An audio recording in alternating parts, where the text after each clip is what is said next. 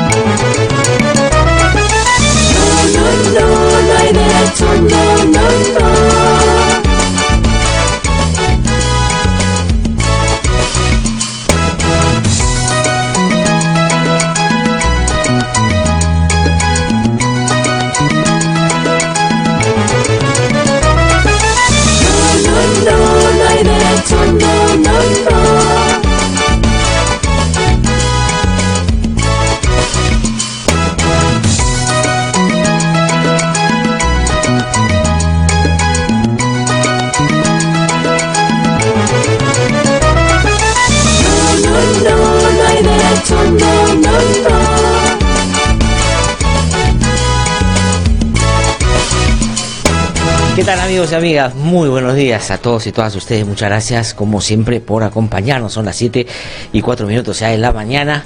Un saludo muy especial a quienes a esta hora están sintonizando RBC Radio 104.7 de la FM. Muchísimas gracias a también quienes nos están escuchando en distintas zonas del país. Y aquí hay un grupo importante de radioemisoras que integran la Red Nacional de IDL Radio. A esta hora están transmitiendo el programa en vivo y en directo. Mil disculpas que nos hemos demorado un poquito al salir al aire, porque cuando nos demoramos un poquito generamos un problema a la retransmisión, pero mil disculpas a mis colegas por ello.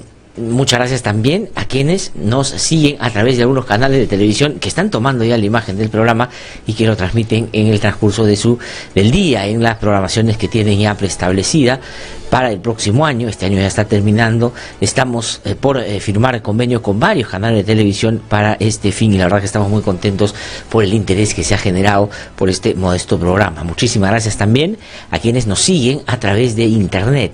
Es muy sencillo, vaya usted a la página de IDL Radio, ahí nos puede escuchar y nos puede ver, y también lo mismo puede hacer en la página de RBC Online, donde también nos puede seguir. Las redes sociales son un magnífico escenario, una magnífica posibilidad para que ustedes nos puedan seguir, nos puedan escuchar, nos puedan ver, pero también, y para nosotros eso es lo más importante, que nos puedan escribir, hacer llegar su punto de vista, sus sugerencias, y si se animan, quieren, les parece, les apetece, pues compartan este programa con sus amigos, con sus redes de amigos, con grupos de amigos que puedan ustedes pensar que esto les va a interesar, o sugiéranles que nos puedan seguir. En estos últimos meses, tenemos un poquito más de 3 meses aquí en el programa, 3 meses aquí en esta radio, y la verdad estamos muy contentos de cómo nos está yendo también en las redes sociales. Muchísimas gracias a otros medios de comunicación que, como todos los días, también toman notas del programa, como el día de hoy, por cierto. Hoy es jueves y, como todos los jueves, Ernesto de la Jara viene a conducir el programa conmigo. Ernesto, ¿cómo estás? Muy buenos días. Buenos días, Glatzer, acá estamos. Bueno, varios temas, ¿no? Sin duda el principal, parece que el presidente, a su manera, ha acusado recibo de lo que estamos viviendo. Es decir, es la primera vez que el presidente de la República, digo, a su manera, y esta es una cosa que voy a repetir varias veces, porque ayer ha dicho que lo que está en riesgo es el sistema democrático y hay que cuidarlo. Ha dicho que no se puede permitir que este sea golpeado o que pueda ser severamente afectado por, dice, intereses subalternos que buscan réditos políticos. Ha dicho que hay que defender el sistema democrático. Y bueno, Ernesto, hay que defenderlo, pero el primero que lo tiene que defender es él, por dos consideraciones. Es el presidente de la República, encarna al país, digamos, y su elección ha sido en un contexto democrático. Y segundo, que me parece lo más importante, esa es la única cosa que lo diferenciaba de Keiko Fujimori, que se supone él iba a resguardar la democracia y que Keiko la ponía en riesgo. Entonces no solo tiene que hacer un llamado a que la cuidemos, sino ser más claro, más contundente en el que él la va a defender digamos, de cualquier intento, no solo golpista, que claramente es lo que desde el Congreso se viene impulsando a raíz de el interés de la bancada fujimorista de hacerlo, sino también de otros sectores que también se van acomodando en esa línea. Pero tiene que ver mucho él con eso, no solo para evitar que se dé, sino para que se haya producido un escenario donde la debilidad suya ha terminado siendo uno de los principales problemas. Sí, bueno, yo recalco lo que tú has dicho a su manera, ¿no? Porque me parece absolutamente tibia la intervención para la gravedad de lo que está ocurriendo. Es verdad. O sea, es decir, están citando a la Comisión de Lavallato a su esposa sin tener ninguna razón, como todo el mundo dice, una especie de secuestro, de rehén, de canje. Si tú no vienes, vamos a quedarnos con tu esposa. Entonces está llegando a situaciones realmente límites. Entonces él debió salir y decir: es una provocación, está pasando lo del fiscal o el Tribunal Constitucional, me están tratando de obligar a ir a una comisión que no me corresponde legalmente y encima me hacen eso, hago un llamado para defender la democracia. No puede ser, esos términos más bien se interpretan nuevamente como debilidad, ¿no? Como debilidad, como temor, como no me voy a atrever. Entonces está con la soga al cuello y debería darse cuenta y salir con todo, ¿no? Sí. Entonces esa es una manera que permite que la población lo apoye. Porque... Pues él tiene que generar, digamos, en la población ese sentimiento de afecto por un sistema democrático que tanto nos ha costado recuperar y mantener durante tanto tiempo. Además, Glaser, sí, solamente una cosa de ahí, porque creo que también hay otra interpretación que mucha gente puede hacer, que si no responde fuerte es porque algo le preocupa, le tiene temor. Entonces eso también debe descartar de plano, sí, ¿no? O sea, yo creo que ahí hay, digamos, por lo menos 4 cosas por las cuales el presidente debería tener una actitud mucho más consistente y fuerte en la defensa del sistema democrático que dice en este momento está en riesgo. La primera, que tiene que ver con salir, como tú dices, aquí hay varios golpes que están dándole al corazón del sistema democrático. Y al margen de que hay una serie de problemas, y yo estoy dispuesto a responder por todos los cuestionamientos que hay, veo y advierto de ese peligro. Entonces creo que una línea es esa, porque si no tiene esa actitud, el nivel de interés de la gente por defender esa democracia que él representa va a disminuir, porque la gente va a empezar a decir que esa es la democracia que tengo que defender, donde un presidente gana la elección, hace la parte más difícil y al final, digamos, termina secuestrado, digamos, se enamora del secuestrador, quiere convivir con él, el secuestrador encima no quiere y al final termina en esta situación. Cuidado con eso, porque digamos, Yao Ollantumala fue una decepción para mucha gente en torno a lo que era luchar contra el fujimorismo y hacer una democracia plena. Si Kuczynski no hace mínimamente que se respete esto, va a terminar no solo afectando su gobierno, que finalmente puede terminar, creo yo, dentro de no mucho, en una situación terrible y pueden vacar al presidente, sino hacer que la gente se distancie más de la democracia y diga, ¿para qué sirve entonces? Entonces, por cualquier lado. Y efectivamente, yo creo que algunos medios de comunicación, ya con algo de ayuda al presidente, le ponen pues un titular como este, ¿no? Sale al frente. Bueno, si eso es salir al frente, la verdad, yo creo que se lo van a, digamos, le van a seguir generando problemas. Dice, PPK advierte sobre amenaza a la democracia. Dice, pero Ernesto, tenemos las palabras de Pedro Pablo Kuczynski, ¿no, Carlitos? Buenos días a Carlitos Yancul, a Emanuel Rojas y a Luis Arrece que están trabajando aquí con nosotros. Un saludo a todo el equipo de IL Radio también que está trabajando ahí en la sala de redacción de IL Radio. Vamos a poner exactamente qué dijo Ernesto Pedro Pablo Kuczynski, en base a eso seguir comentando sobre si esto que dice el presidente de la República es contundente o no. Y aprovecho para hacer la pregunta, ¿usted cree que la manera como el presidente de la República, y ahora usted lo va a escuchar, dice que hay que defender la democracia o dice que él la va a defender, es lo suficientemente contundente para el momento en el que está viviendo? Vamos a escuchar qué dijo Pedro Pablo Kuczynski el día de ayer. Y quiero destacar hoy que somos una democracia donde se respetan ciertas reglas y no se puede permitir que algunos, por réditos políticos, amenacen esta democracia. La democracia es mucho mejor que la alternativa. ¿Cuál es la alternativa? Es que la voz y la decisión la tienen unos cuantos.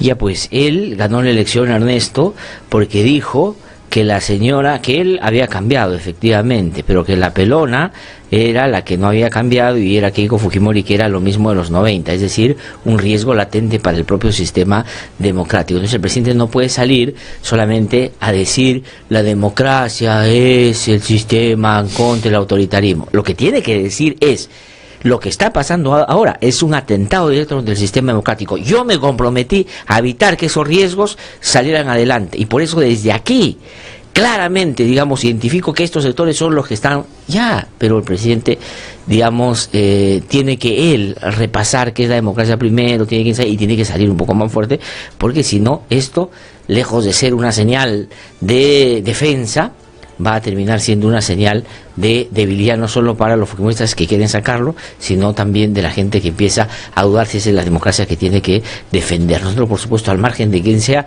creemos que el sistema democrático es y el único sistema que nos permite el ejercicio básico de las libertades que, por ejemplo, hoy día estamos pudiendo ejercer, ¿no es cierto? Pero el presidente no puede solamente decir eso, tiene que hacer algo más, sobre todo porque él va a ser, digamos, la primera víctima de este embate o de este torpedeo al sistema democrático y a la labor del presidente de la República. Y lo de, como tú has dicho, Ernesto, de la esposa del presidente. Es decir, ayer conversaba con Pedro Castellano acá y él decía una cosa muy interesante.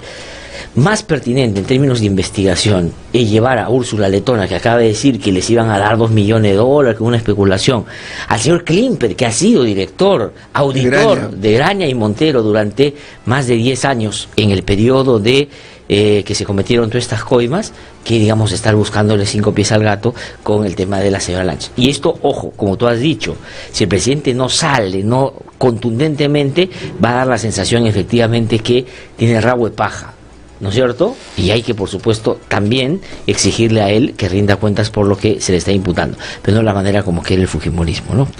Bueno, ahora vamos a conversar también con Gino Costa, que le vamos a preguntar mucho sobre esta comisión de Lavallato, que parece realmente una comisión creada para ir, digamos, avanzando en las condiciones para golpear a Pepe Cata. O sea, todo está encaminado hacia eso, como tú dices.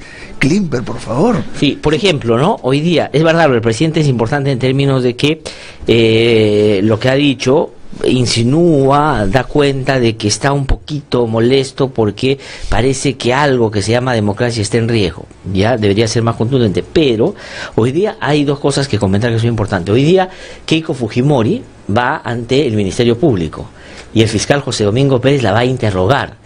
Esa para mí es, o debería ser, la portada de mañana, en el sentido de a ver qué le preguntan, qué dice, y si es que este fiscal, que es un fiscal honesto, es un fiscal muy trabajador, y es un fiscal que está convencido de que en todos los casos del fondo, pues le hace las preguntas que corresponde para luego va a interrogar a Barata y a otros y poder, digamos, de alguna manera cotejar esa respuesta. Eso me parece que es importante. Y ayer ha ido el secretario de Palacio de Gobierno en la época de Alan García, amigo de Alan García, que Alan amigo García incondicional, hizo ministro de la producción los últimos meses de su gobierno para darle inmunidad que a los ministros le corresponde o le compete por 5 años. Un señor que su estudio de abogados que transfirió a sus hijos, o la empresa de transportes de sus hijos, se recontrabeneficiaron de los contratos con Odebrecht y otros. Ha dicho ayer que sí, el señor Barata fue 15 veces, viajó 18 veces con Alan García, ha dicho una serie de cosas. 15 que veces creo, fue, sí, que 15 veces ha ido, dice que todas para hablar de proyectos y cosas de ese tipo, pero ¿de qué más podían hablar estos señores si lo que querían eran hacer negocios? Y hablar con el presidente, con el secretario del presidente, seguramente, según los dichos del propio Odebrecht, ¿no es cierto?, hacían que las cosas se dieran en un contexto mucho más amigable para estas empresas, bajo la lógica de que hay que promover la inversión.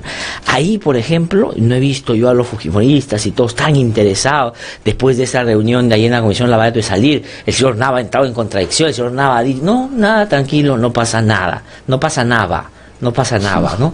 Ya, bueno, ese me parece que es un tema muy importante. Le preguntan por duraciones de las reuniones de 6 horas, porque entró uno, salió, y le dicen, se debe haber equivocado, se debe haber quedado paseando por ahí, sí. Se debe haber olvidado su documento y regresó a recogerlo. O sea, es increíble, ¿no? Sí. Porque nunca las reuniones duraban tanto tiempo.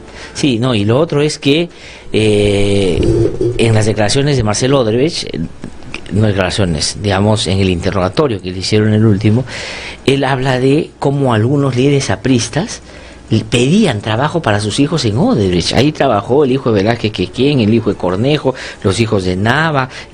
O sea, digamos, hasta eso vergonzoso en términos de, digamos, ir a una empresa que está contratando con el Estado que pueda contratar a sus hijos solo porque ellos son líderes del partido que en ese momento está en el gobierno. Odebrecht debe haber dicho, qué fácil es con estos peruanos. Sí, pues, ¿no es cierto? Le ha salido más barato que en Angola, Sí. ¿no es cierto? Bueno, hay otra cosa también que yo quiero mencionar y tiene que ver con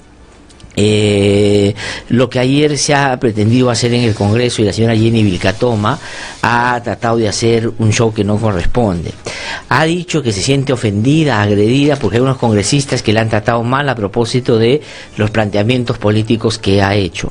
Primero, ¿es un planteamiento político usual, razonable, proporcional, que corresponde, pertinente, salir y decir que el presidente de la República tiene que renunciar? Ya, digamos, el hecho de saltar a una afirmación, un pedido de esa naturaleza, debería ser, pero digamos, tampoco se le puede exigir mucho a estos congresistas, producto de un nivel de evaluación y valoración con algo de inteligencia. Pero la señora Vilcatoma ha salido y ha dicho que va a denunciar a periodistas, va a denunciar a parlamentarios porque le han agredido en su condición de mujer. No, nadie le ha agredido en su condición de mujer. Uno, digamos, cuestiona los hechos políticos que ella está generando. Y digamos, en eso, para que no sienta que es solo contra ella, se parece al señor Becerril, igualito. Entonces, aquí no significa si es hombre o mujer, sino la actitud y el manejo político que tiene. Se ha ofendido, por ejemplo, porque han dicho que es operadora del fujimorismo para tratar de generar la vacancia. Pero ¿acaso eso no es evidente, es obvio? ¿No es que todos nos damos cuenta que está jugando de alfil en esa lógica fujimorista, respaldada por un fujimorismo que ha visto en ella a alguien que puede hacer este trabajo, y ellos tratar de lavarse la mano diciendo nosotros no somos? Ayer el señor Miguel Torres, que digamos pontifica sobre la democracia, todas estas cosas, ha salido a decir que yo no respaldaría una cosa por el momento, en este momento, o sea, no está en sus planes una cosa de esa naturaleza. Pero ¿quién les cree cuando toda su actitud beligerante apunta desde el comienzo en esa dirección? Así que la señora Vilcatoma, si ha querido entrar al escenario político, tiene que entender que las discrepancias se pueden hacer a distintos tonos, y si a ella no le gusta, pues debería haberse quedado en otro ámbito donde lo único que quería era una exhibición en los medios de comunicación, pero que sin que nadie la cuestionara. Y eso no es la política, por cierto. Sí, yo creo, Glasser, que está clarísimo que la congresista Vilcatoma lo único que quiere es ver de qué manera destaca, sale, es figuretti, llama a los medios de comunicación. Es de un oportunismo, eso no es un insulto, es una descripción, es de un oportunismo increíble. Cuando había que criticar al presidente Humala, lo hizo, después se plegó al fujimorismo, después se salió, ahora es como una especie de voz externa. Ahora, pero tú le preguntas por el caso de Fujimori, y ¿sabes qué dice en torno a la sentencia de Fujimori? No he revisado el expediente, por tanto no puedo pronunciarme. Claro. Cuando hay una sentencia firme en doble instancia, le preguntas con Joaquín Ramírez, dice hay que investigar a todos por igual, y no va más allá para tratar de, con el conocimiento que dice tener de derecho, y decir, oye, que hay una persona que claramente está vinculada a hechos sospechosos de lavado de activos. Y si le preguntas sobre Keiko Fujimori, claro, ya, digamos, empieza a decir que ya si le insistes por ahí la estás atacando. Entonces es una cosa. Sin embargo, por ejemplo, ha dicho que el presidente de la República debe dar un paso al costado. Sí. O sea, ¿quién es ella para decirlo? Entonces, ahora lo que yo digo es, me impresiona que la sigan invitando a todas partes, porque tú dirías, bueno, lo que están buscando es que diga cosas terribles, pero ya dijo todas las cosas terribles, o sea, más bien hace como gracia, ¿no? Entonces siempre está buscando, ahora es la queja ante la Comisión de la Mujer para que la defienda, como yo digo, de lo que se ha salvado el fujimorismo. ¿Cómo será que, digamos, que creo que se ha salvado de algo bravo, ¿no? Ahora, pero digamos, es la única congresista que no tiene bancada, sí, pero que tiene, digamos, todas las oportunidades y posibilidades en el Congreso de participar donde quiere, por una sola razón, porque acercándose al fujimorismo, estos le permiten entrar a las comisiones y lo que quiere. Lo que ha pasado es verdad, que todos los congresistas pueden ir a todas las comisiones, no tienen voto, pero sí tienen voz. Pero ir y decir, citen a Nancy Lange, y la señora Bartra inmediatamente lo pone a discusión y dice, votemos para que... A ver, que mañana vaya un miembro de otro partido que no esté en esa comisión y que diga, mañana quisiera que venga el señor Klimper o el señor tal, ¿tú crees que van a votar inmediatamente y lo van a hacer? ¿No es cierto? Que venga el esposo de la señora Keiko Fujimori para que nos explique qué hace, digamos, por la vida y qué ha hecho en los últimos años, porque está él investigado por lavado de activos en el Ministerio Público. A ver si, digamos, toman esa... Yo creo que eso fue arreglado y ahí al punto que ella no podía hacer eso. Y sin embargo, Víctor Andrés García Belaúnde hace suya ese reclamo, esa solicitud, y lo presenta, ¿no? Cosa que también sorprende, ¿no? ¿Quién? Víctor Andrés García Belaúnde. Yo tengo la idea, nada más, el otro día le pregunté al presidente de Acción Popular, que es el señor Mesías Guevara, y dice que ese es un error, que hay algunos que creen, y creo que algunos accionpopulistas pueden estar en esa línea de creer que si todo esto se cae, o sea, finalmente si hay una vacancia, si hay nuevas elecciones, creen que sus candidatos que quedaron con posibilidades en el proceso electoral van a ganar. Entonces hay gente de Acción Popular que cree que si todo esto se va al diablo, no va a ganar Keiko Fujimori, yo también creo que no ganaría, pero que quien puede ganar es Barnechea. Y por lo tanto, digamos, como que sin querer y ahí jugando, van haciéndose estas cosas para contribuir a un escenario de esta naturaleza. Lo que termina siendo irresponsable, pero sobre todo inaceptable en partidos que tienen una trayectoria democrática y han hecho mucho por la recuperación del sistema democrático, ahí donde les ha tocado gobernar, por ejemplo, teniendo en cuenta lo que hizo Valentín Paniagua en la transición. Además, yo te digo, Glatzer, eso de creer que una vez que hay, ojalá que no ocurra, una vacancia, va a asumir el vicepresidente, va a hacer un cronograma, no es así. Se va a crear tal caos, todo el mundo va a tratar de pescar a río revuelto, no sabemos dónde terminaría eso. De repente viene pues una persona absolutamente anti todo y arrasa. Entonces no es que estemos pensando hay un cronograma ordenadito, va a salir las elecciones, no es así. En ninguna parte del país, en ninguna parte del mundo ocurrió así, ¿no? Sí, y a mí me ha sorprendido en los últimos días, no sé si tú te has percatado, pero digamos algunos periodistas, digamos algunos medios distraídos, otros medios disforzados, hay otros que vociferan a través de los medios, puro adjetivo, tratando de compensar su falta de inteligencia a veces, han empezado a pasear por los medios a Gregorio Santos. Y entonces lo están presentando como el que va a beneficiarse de todo eso, o sea, como para asustar a la gente de que esto es lo que se va a venir si las cosas siguen un poco como está. Digamos, para tratar de generar seguramente pistas de otros personajes políticos que hay que seguir para tratar de potenciarlos hacia el 2021 o antes, si es que las cosas van como van, ¿no? Eso me ha llamado la atención muchísimo.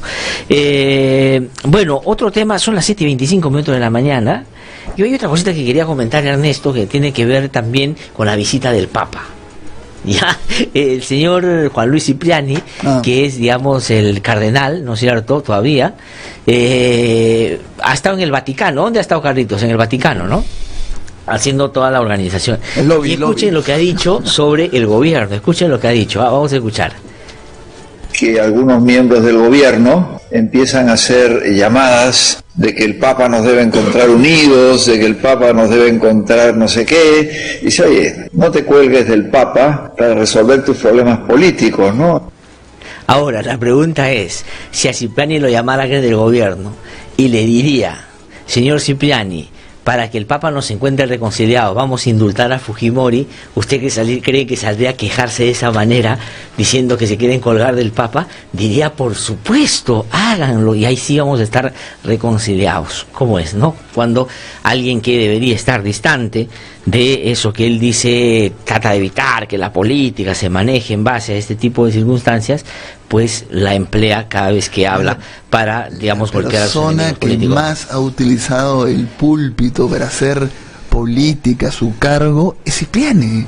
Digamos, debe dar clases a otros, en otros países. Es obvio, desde la época, ¿no es cierto?, de Fujimori de los 90, ha hecho eso, permanentemente, sistemáticamente. Sí, sí, no, ya, inclusive acuérdate, en esa reunión en la que tuvo Keiko Fujimori con Pedro Pablo Kuczynski, es que a Pedro Pablo Kuczynski, la verdad, lo habían tenido más coloquial, lo agarran del orden en cualquier lado.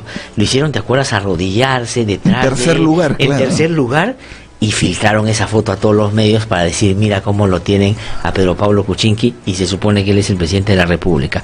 Jorge Espelucín dice que están retransmitiendo el programa a través de Radio Cultura Libre de la provincia de Cajatambo. Un gran saludo para todos ellos también, por cierto, por este interés. Bueno, ¿Sabrá el Papa o los asesores del Papa cómo se llama el daño que hace Juan Luis Cipriani acá a la Iglesia Católica? Sí, pues. Es terrible, ¿no? O sea, yo creo que, bueno, ya se va por edad también, ¿no?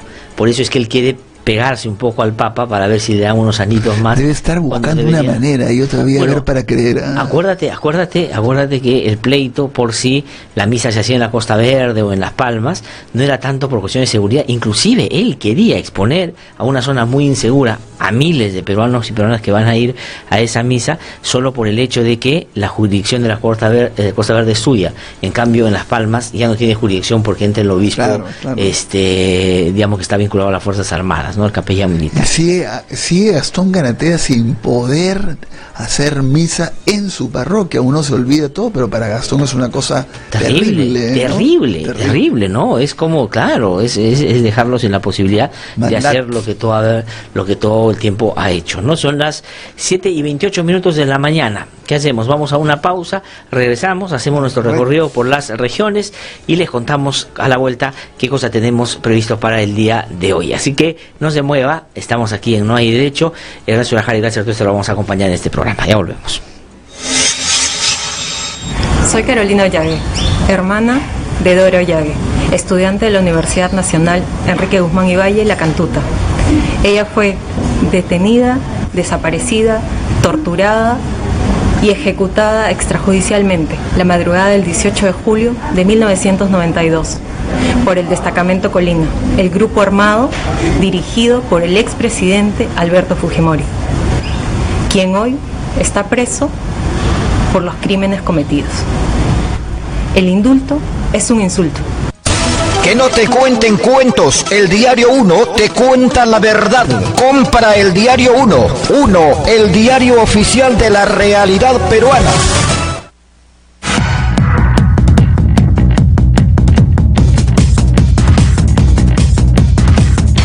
Son las 7:30 de la mañana, estamos de vuelta aquí en No Hay Derecho.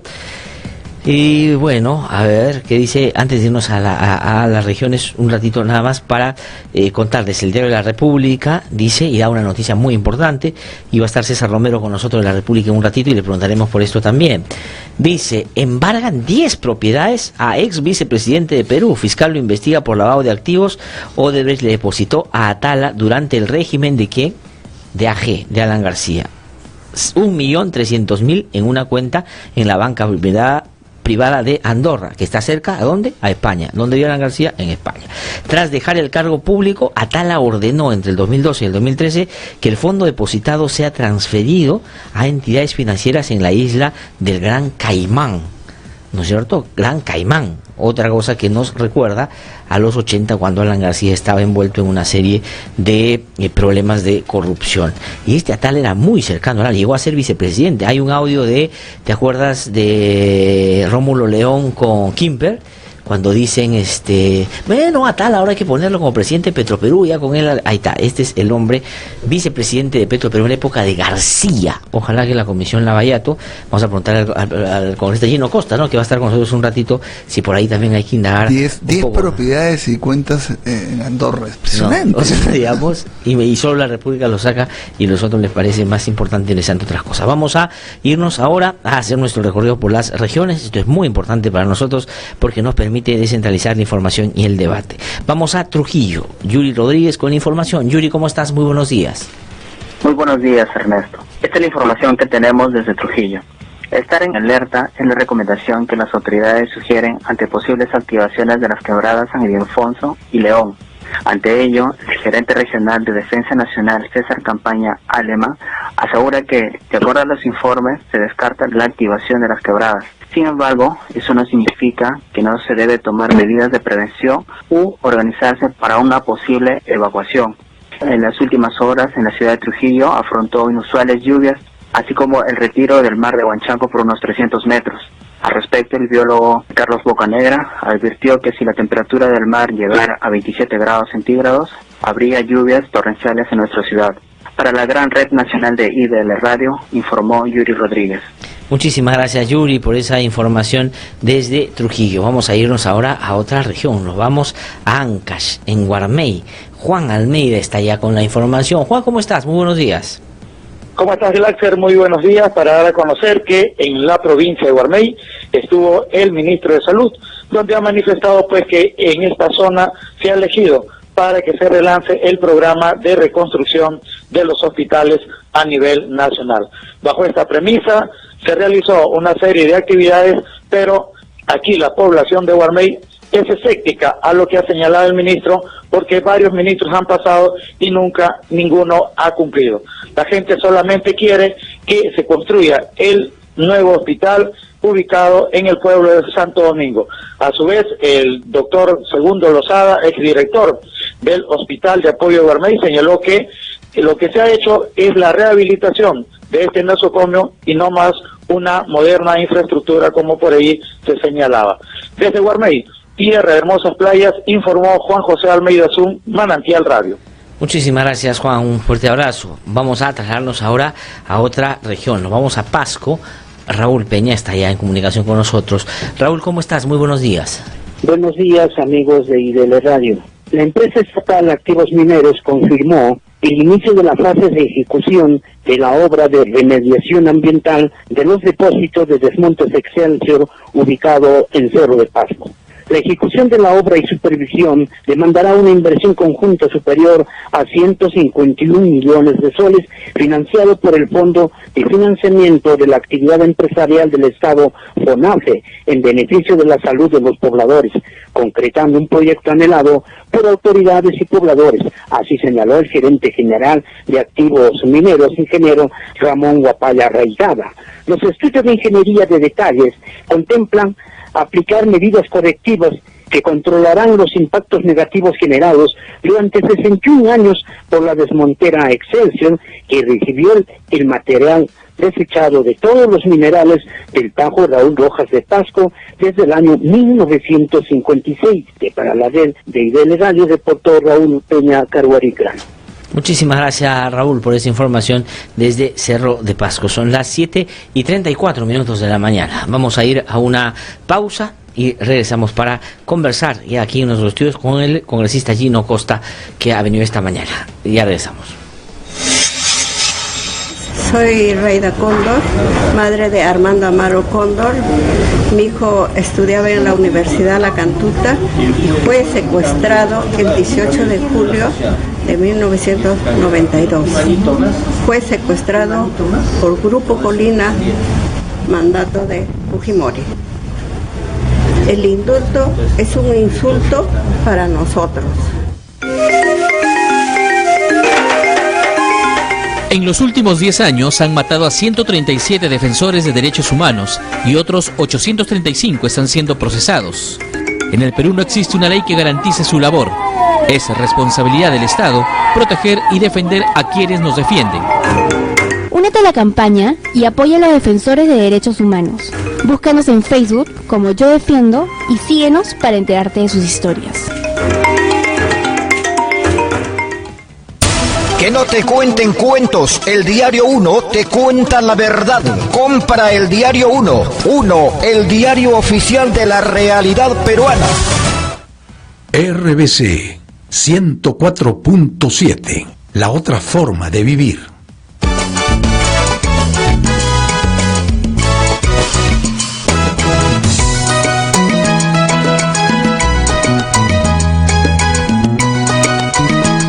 Son las 7:36 de la mañana, estamos de vuelta aquí en Uno Derecho y como lo habíamos anunciado antes de irnos a la pausa, está ya con nosotros aquí el congresista Gino Costa, que como ustedes saben es parlamentario, hace parte de la bancada del Partido de Gobierno de Peruanos por el Cambio, y ha tenido la gentileza de venir esta mañana para conversar con nosotros. Congresista Gino Costa, es un gusto saludarlo, muy buenos días. Buenos días, Ernesto, gracias a ustedes más bien.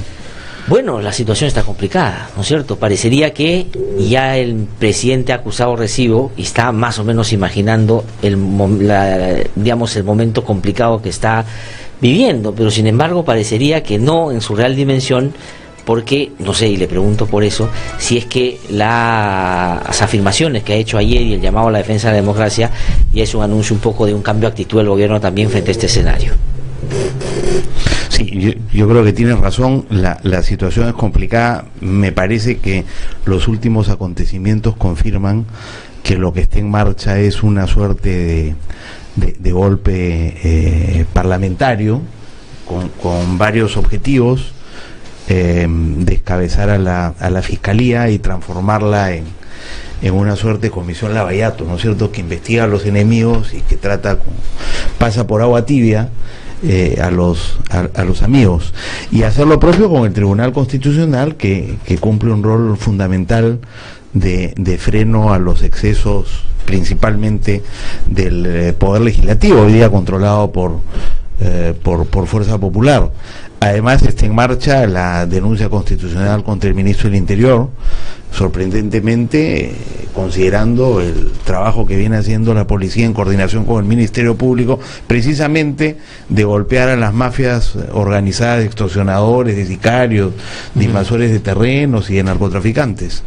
Y yo te diría que completa el escenario también una estrategia de amedrentamiento a los medios de comunicación, ¿no? Para empezar, el propio Comercio, a quien la señora Fujimori ha amenazado con presentar una denuncia. No sé si ella se presentará, pero digamos así una pechada bien ostensible. Y paralelamente entiendo que también corre por cuerda separada, pero que también amenaza la libertad de prensa, la demanda que estaría formulando un conocido narcotraficante contra varios medios de comunicación, ascendente a $200 millones. No se ha vuelto a hablar de eso, pero personaje además que estaba vinculado al partido de la señora Fujimori en su momento, ¿no?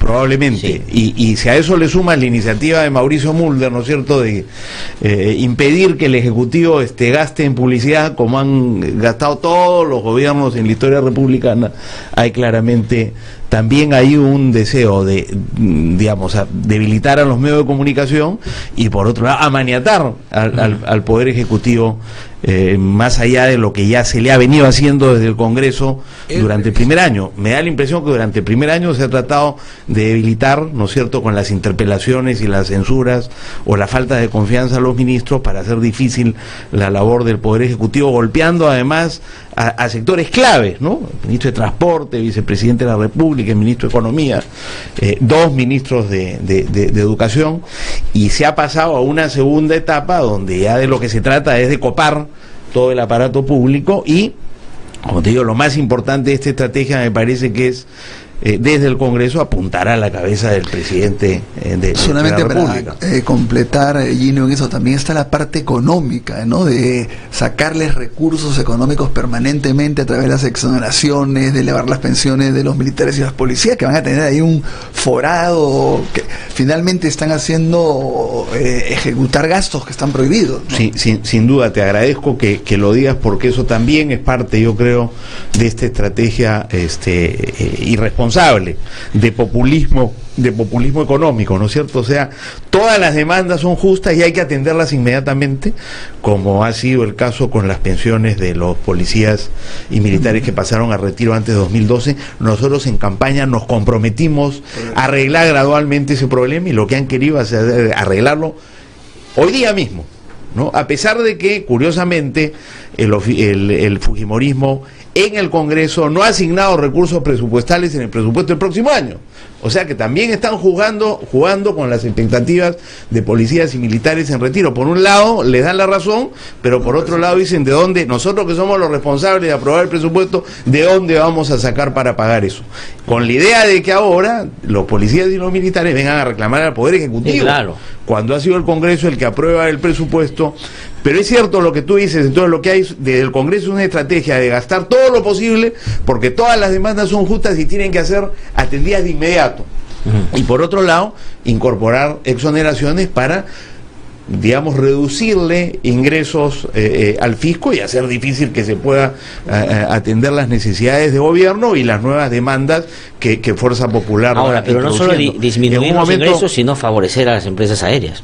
No, que es el otro, digamos, le quitas al Estado para favorecer a los privados. Es que el populismo es eso, yo te doy a ti, los militares acá, los policías esto, las empresas más allá.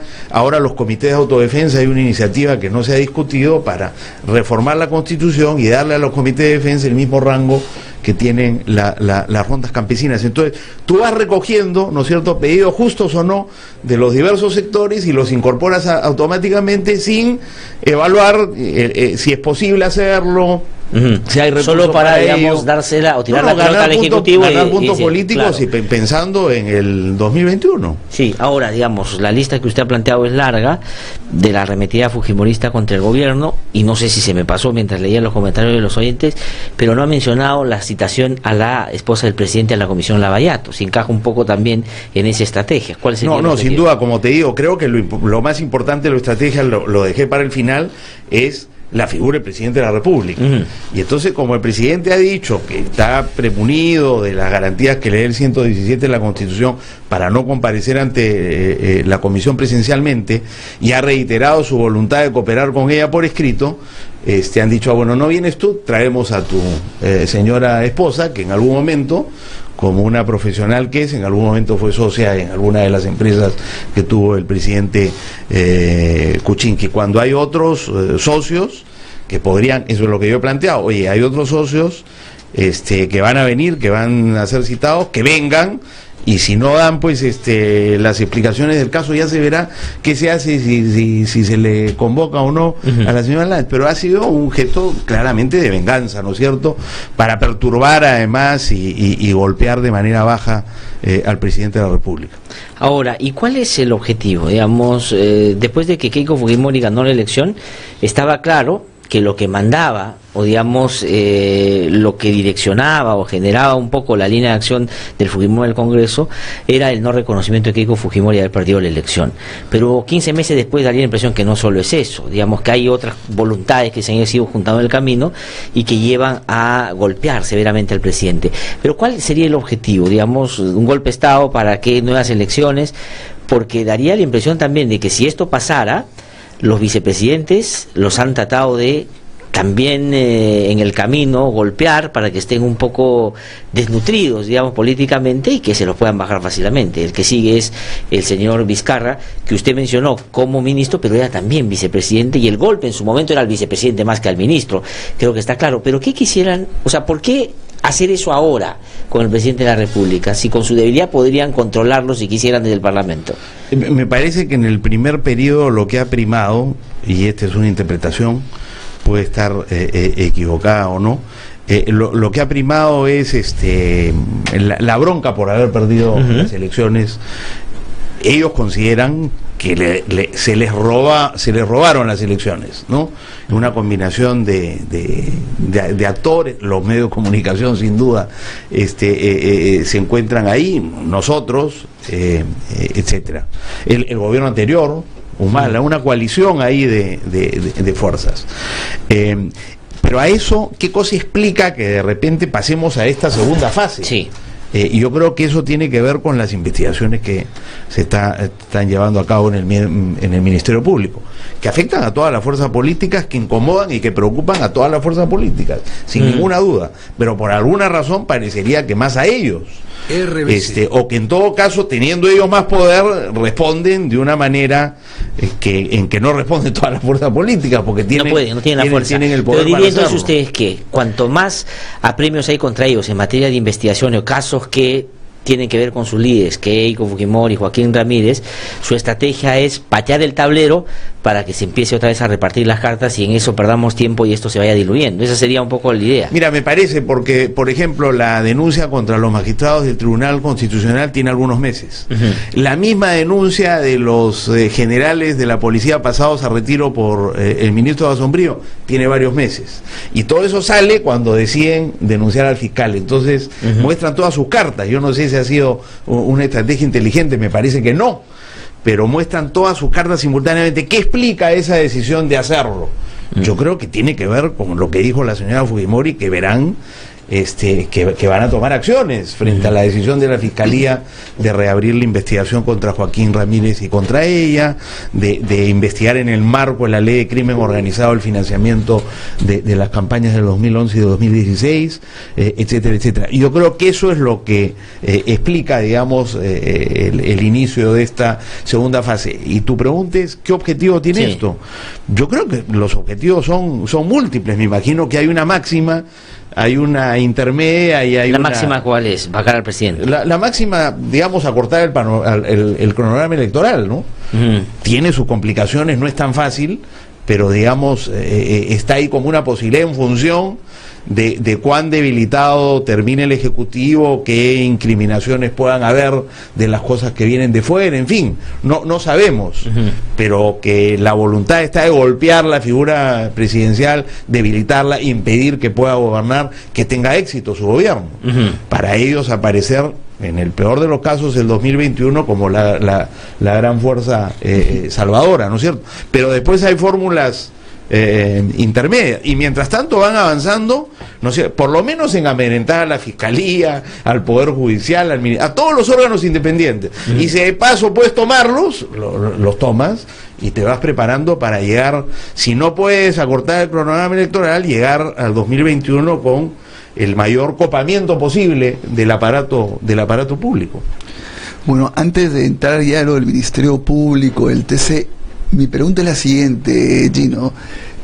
Para mí es clarísimo que de todas maneras van a estar en contra del gobierno y desde el primer momento han hecho clarísimo eso. Pero, a ver, ¿no es cierto también que el presidente de la República les da el pretexto y además no se gana al conjunto de la población, no aclarando, ya no digo ante la Comisión Lavallato, sino saliendo con una conferencia de prensa, saliendo al país, aclarar perfectamente bien cuál ha sido su participación como ministro de Economía, como primer vicepresidente, no, perdón, como ministro de Economía y primer ministro, o todo lo que ocurrió con estas dos empresas, esclarecer eso claramente frente al país.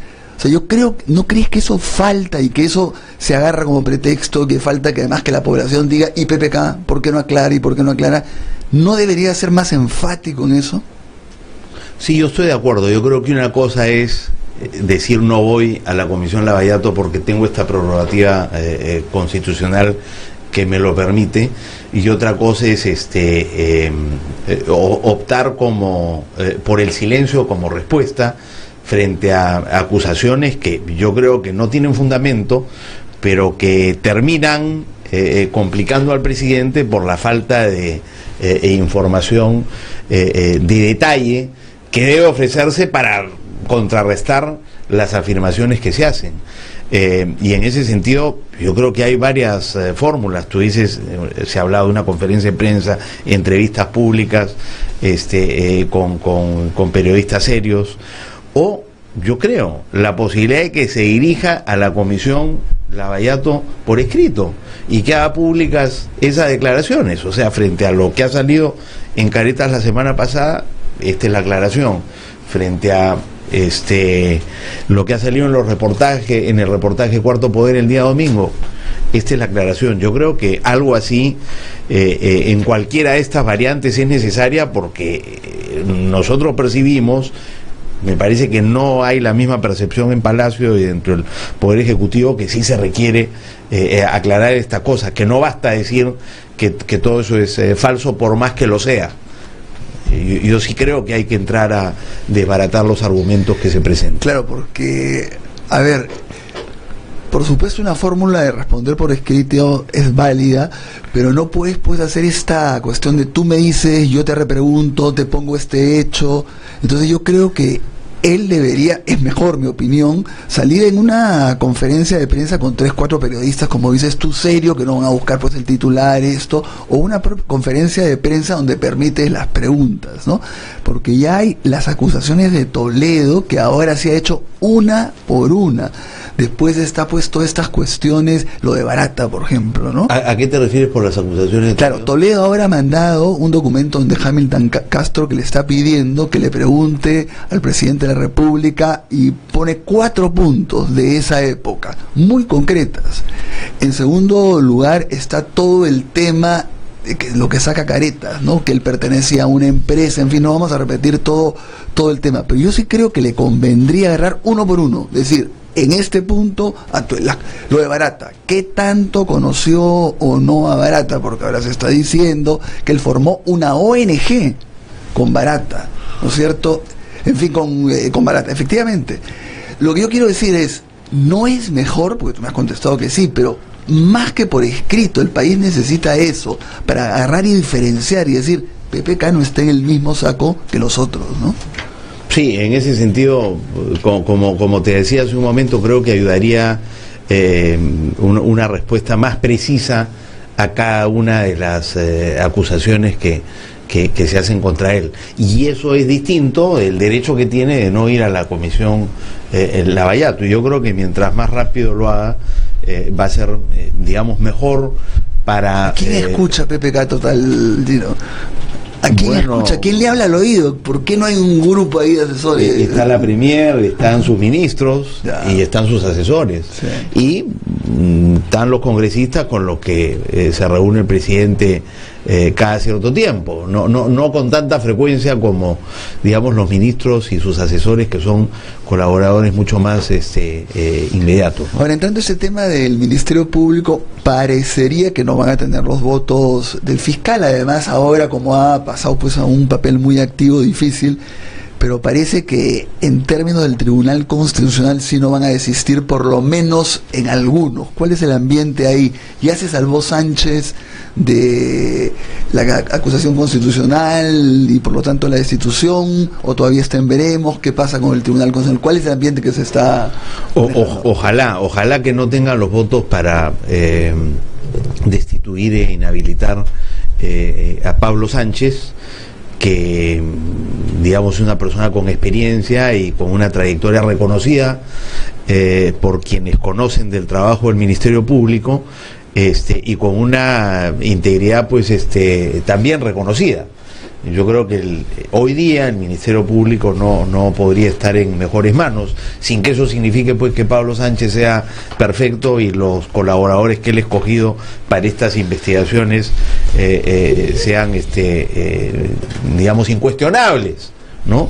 Pero que hay experiencia, que hay compromiso y que hay integridad con Pablo Sánchez y garantía de independencia en el Ministerio Público, sin ninguna duda, y ojalá que eso se mantenga y que Fuerza Popular no logre los votos para destituirlo. Creo que sería un golpe tremendo a la lucha contra la corrupción y la impunidad en el país. Sobre el Tribunal Constitucional, en efecto, las opiniones están más divididas, ¿no? Porque la decisión que toma el Tribunal Constitucional en relación con el caso del Frontón es tremendamente controvertida. Ahí lo que nosotros hemos dicho es, puede ser, hay argumentos a favor de la decisión del tribunal y argumentos en contra, y quizá hay más argumentos en contra que a favor, depende también de dónde uno se ubique, pero eso no debe significar que entonces destituimos a 4 magistrados del Tribunal Constitucional, porque hay una sentencia que no nos gusta o que nos parece cuestionable, porque el Congreso no es una instancia revisora de las decisiones ni del Tribunal Constitucional ni de la Corte Suprema, y los magistrados constitucionales y supremos están premunidos de digamos, una protección frente a las decisiones que toman. De la misma manera que los congresistas no pueden ser procesados por los votos que emiten en el Congreso, los magistrados tampoco pueden ser castigados por las decisiones que toman, porque de lo contrario, claro, el poder político se convierte, ¿no es cierto?, en el juez supremo. Solamente una pregunta sobre esta. Además, sobre todo, Gino, que si logran destituir a los miembros del Tribunal Constitucional, esa mayoría calificada que los destituye son los que van a nombrar a los nuevos. Es como, yo saco y pongo los que me da la gana. No, por eso se trata de copar, ¿no? Se trata de copar el Tribunal Constitucional y ponerlo al servicio de la mayoría del Congreso. Ellos también nombran, ¿no es cierto? Claro. Ahora, yo quisiera preguntarle, congresista Gino Costa, sobre los otros que no son fujimoristas, pero están apoyando de alguna manera la causa fujimorista. Pues el fujimorismo ha descubierto una cosa en los últimos tiempos, que hay algunos que pueden hacer la peor parte por ellos. Jenny Vilcatoma, por ejemplo, ahora, además ella se ha ofendido. Tenga usted cuidado con lo que va a decir, porque le van a llevar a ética si es que menciona alguna palabra que a ella no le gusta. Yo sí creo que ella opera para el fujimorismo, claramente. Digamos, este pedido de que debe dar un paso al costado el presidente no es sino la combinación de su figuretismo más su voluntad de pegarse más a los fujimoristas. Y la invitación a la primera dama. Por eso, la invitación a la primera dama. El trato VIP que le han dado a ella para que vaya, pida. Pasa al costado al presidente. Si entra a la comisión Lavallato, o sea, sin ser miembro, hace una propuesta, se acoge de inmediato y se vota. Jenny Vilcatoma hoy día tiene la capacidad de pedir que el presidente renuncie y que su esposa vaya al Congreso de la República. O sea, digamos, eso solo uno tiene esa posibilidad si alguien que es fuerte atrás y te respalda. Entonces quiero ver Jenny Vilcatoma. Víctor Andrés García Belaúnde, digamos, que hace suyo el pedido de la señora Vilcatoma y es por él que finalmente se vota rápidamente esto en el Congreso. Y así el APRA, digamos, ni qué decir, o sea, digamos, Mauricio Mulder más intensamente, pero digamos Jorge Castillo a veces también apoyando algunas causas del fujimorismo, en fin, y podríamos Jorge Castillo yo diría menos, ¿no? Menos, digamos, en el ámbito más democrático, institucional, si quiere, pero digamos, con el Tribunal Constitucional esas cosas también está de acuerdo como los fujimoristas, pero en fin, lo que quiero decir es, estos otros que buscan, o sea, porque finalmente están actuando también de la misma manera irresponsable, ¿no? Bueno, habría que preguntarle. Sí, no, pero usted preguntarles a ellos.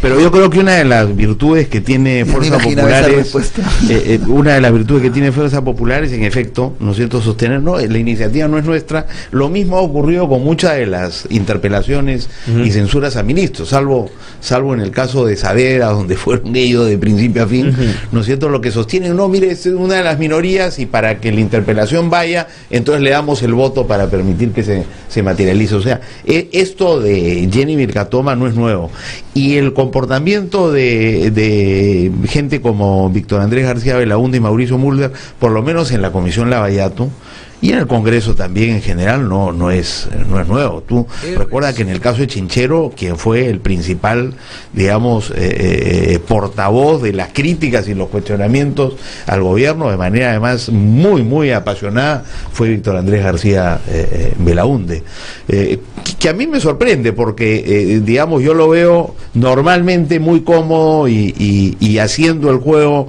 del fujimorismo, y me llama la atención, como lo dice un editorial de la República hoy día, por venir él de donde viene, decía Acción Popular, un partido histórico, un partido democrático, en las antípodas de Fuerza Popular, hoy día él operando también para el fujimorismo con mucha frecuencia, digamos, ¿no? Claro, es que de repente el objetivo no es apoyar al fujimorismo haciéndose, comillas, fujimorista él, sino que el desenlace de esa historia podría beneficiar a su partido, porque hay gente que cree que si hay nuevas elecciones, los candidatos que tenían cierta expectativa y que no llegaron a segunda vuelta podrían correr mejor. Hay gente que cree que, por ejemplo, Barnechea le iría bien si las elecciones son en 2018. Sí, por ejemplo, o sea, lo que quiero decir es... Esa es una interpretación, ¿no es cierto? Que ellos también, al igual que Fuerza Popular, estén con sangre en los ojos y que crean que nosotros le robamos injustamente las elecciones, ¿no? Porque, claro, hay quienes en ese grupo sostendrán que no pasaron a la segunda vuelta por culpa nuestra, pero... por eso te digo, habría que conversarlo con Víctor Andrés, ¿no? En el caso de Mauricio Mulder y del APRA, me parece que, digamos, ellos ya han tenido han trabajado de manera cercana con el fujimorismo en el pasado, entre el 90 y el 92, después trabajaron juntos durante el gobierno de Alan García, y yo los veo, digamos, cómodos, algunos más que otros, pero cómodos en esa posición, que yo creo que les garantiza una cierta protección, ¿no? Claro. Frente a su líder, sobre todo, por parte de el Congreso de la República. La mejor garantía que tiene Alan García en términos políticos es su alianza con... Yo creo que esa estrategia responde a esa necesidad. Entonces, ahora, para terminar, yo te digo, en la Comisión Lavallato habría que agregar otro actor, que es el representante del Frente Amplio, señor Jorge Castro. Y ahí hay casi una alianza automática entre los dos votos que tiene el fujimorismo, más el de Mauricio Mulder, Víctor Andrés García Belaúnde y Jorge Castro. Digamos, es una alianza automática, desde el principio hasta ahora. Sí, pues, aunque pensar, claro, que pues pontifican sobre lucha anticorrupción en general, efectivamente los votos marcan digamos que han estado juntos en buena parte de los casos. Que, digamos, no tendría por qué ser cuestionable que exista una mayoría de ese tipo, pero a la luz del trabajo de la Comisión Lavallato y del sesgo, ¿no es cierto?, donde se trata, como digo, con agua tibia a los amigos, y se persigue pues hasta con ensañamiento, ¿no? A los enemigos, esos partidos tienen que dar una explicación ahora, del juego que están haciendo. Está asegurado el trato VIP para el presidente García el 11, porque digamos, si lo van a tratar como a Keiko Fujimori, y esa alianza que usted está ahí, digamos, apunta a proteger a García y a Keiko, digamos, García va a ir y va, digamos, a hacer rabo y oreja en la comisión. No sé si rabo de oreja, pero yo creo que se va, digamos, hay que entender qué es la correlación de fuerzas en esa comisión. Ojalá que eso no ocurra, pero por lo menos los principales actores van a apostar a eso. Mira lo que se ha demorado, digamos, la convocatoria. Nosotros sabemos desde principio de año que hay gente en el Ministerio de Transportes durante el gobierno de Alan García presa, ¿no es cierto?, por contar con cuentas donde se han depositado sobornos. Bueno, el señor Atala, y las personas que han sido citadas por la comisión para ver este tema son escasas, y algunos de los que han sido visitados por la comisión para que declaren se han acogido al silencio. ¿No? Entonces es bien poca la información y bien poco el empeño que le ha puesto la comisión a un tema donde hay evidencia de soborno y hay que jalar la pita para ver hasta dónde llegamos. Por ejemplo, acaban de embargar 10 propiedades al ex vicepresidente, al señor Atala, de Petroperú en la época de García. Felizmente el Ministerio Público lo está haciendo. Claro, o sea, lo que da cuenta de que, disculpe porque usted pertenece a esa comisión, poco relevante es en términos de las investigaciones lo que hace la comisión, porque el Ministerio Público ya está haciendo su trabajo bien y el otro es básicamente un show, digamos, ¿no? Como te digo, digamos, las prioridades están claras, ¿no es cierto? El presidente de la República, por haber sido ministro de Toledo, a quien le dieron una coima de 20 millones, hay que investigar, sí, pero digamos la hazaña con que se ha investigado al presidente tiene que ver con este sesgo de la comisión. Humala y Nadine Heredia han dejado de ser investigados desde que cayeron presos, se acabó la investigación, ya no se ha vuelto. Y inmediatamente toman la posta, ¿no es cierto?, Susana Villarán. Está bien, yo creo que todos estos hechos tienen que ser investigados. Todos tienen que explicar. Pero digamos, si tú comparas con las investigaciones a Alan García y sus colaboradores, Luis Castañeda, cero. Giselle Segarra estaba un par de veces y punto, no hay más. No hay interés de profundizar. Y Keiko Fujimori, mira todas las cosas que han ocurrido las últimas 2 semanas a raíz de la declaración de Marcelo Odebrecht. Cuando salió lo de que había en efecto aportado, ¿no es cierto?, y le había aumentado, yo pedí que regresara a Keiko Fujimori a la comisión a que nos aclarara, porque ella había dicho que no había recibido nada. Y me dijeron, mira, son trascendidos, los de Marcelo Odebrecht, son trascendidos y no hay nada nuevo. Esperemos a tener la versión oficial. Esperemos la versión oficial. Y al día siguiente salen los mismos trascendidos sobre una consultoría con el presidente de la República, y ahí sí, ¿no es cierto?, el presidente de la República tiene que venir. Oye, yo he leído, pero no son trascendidos.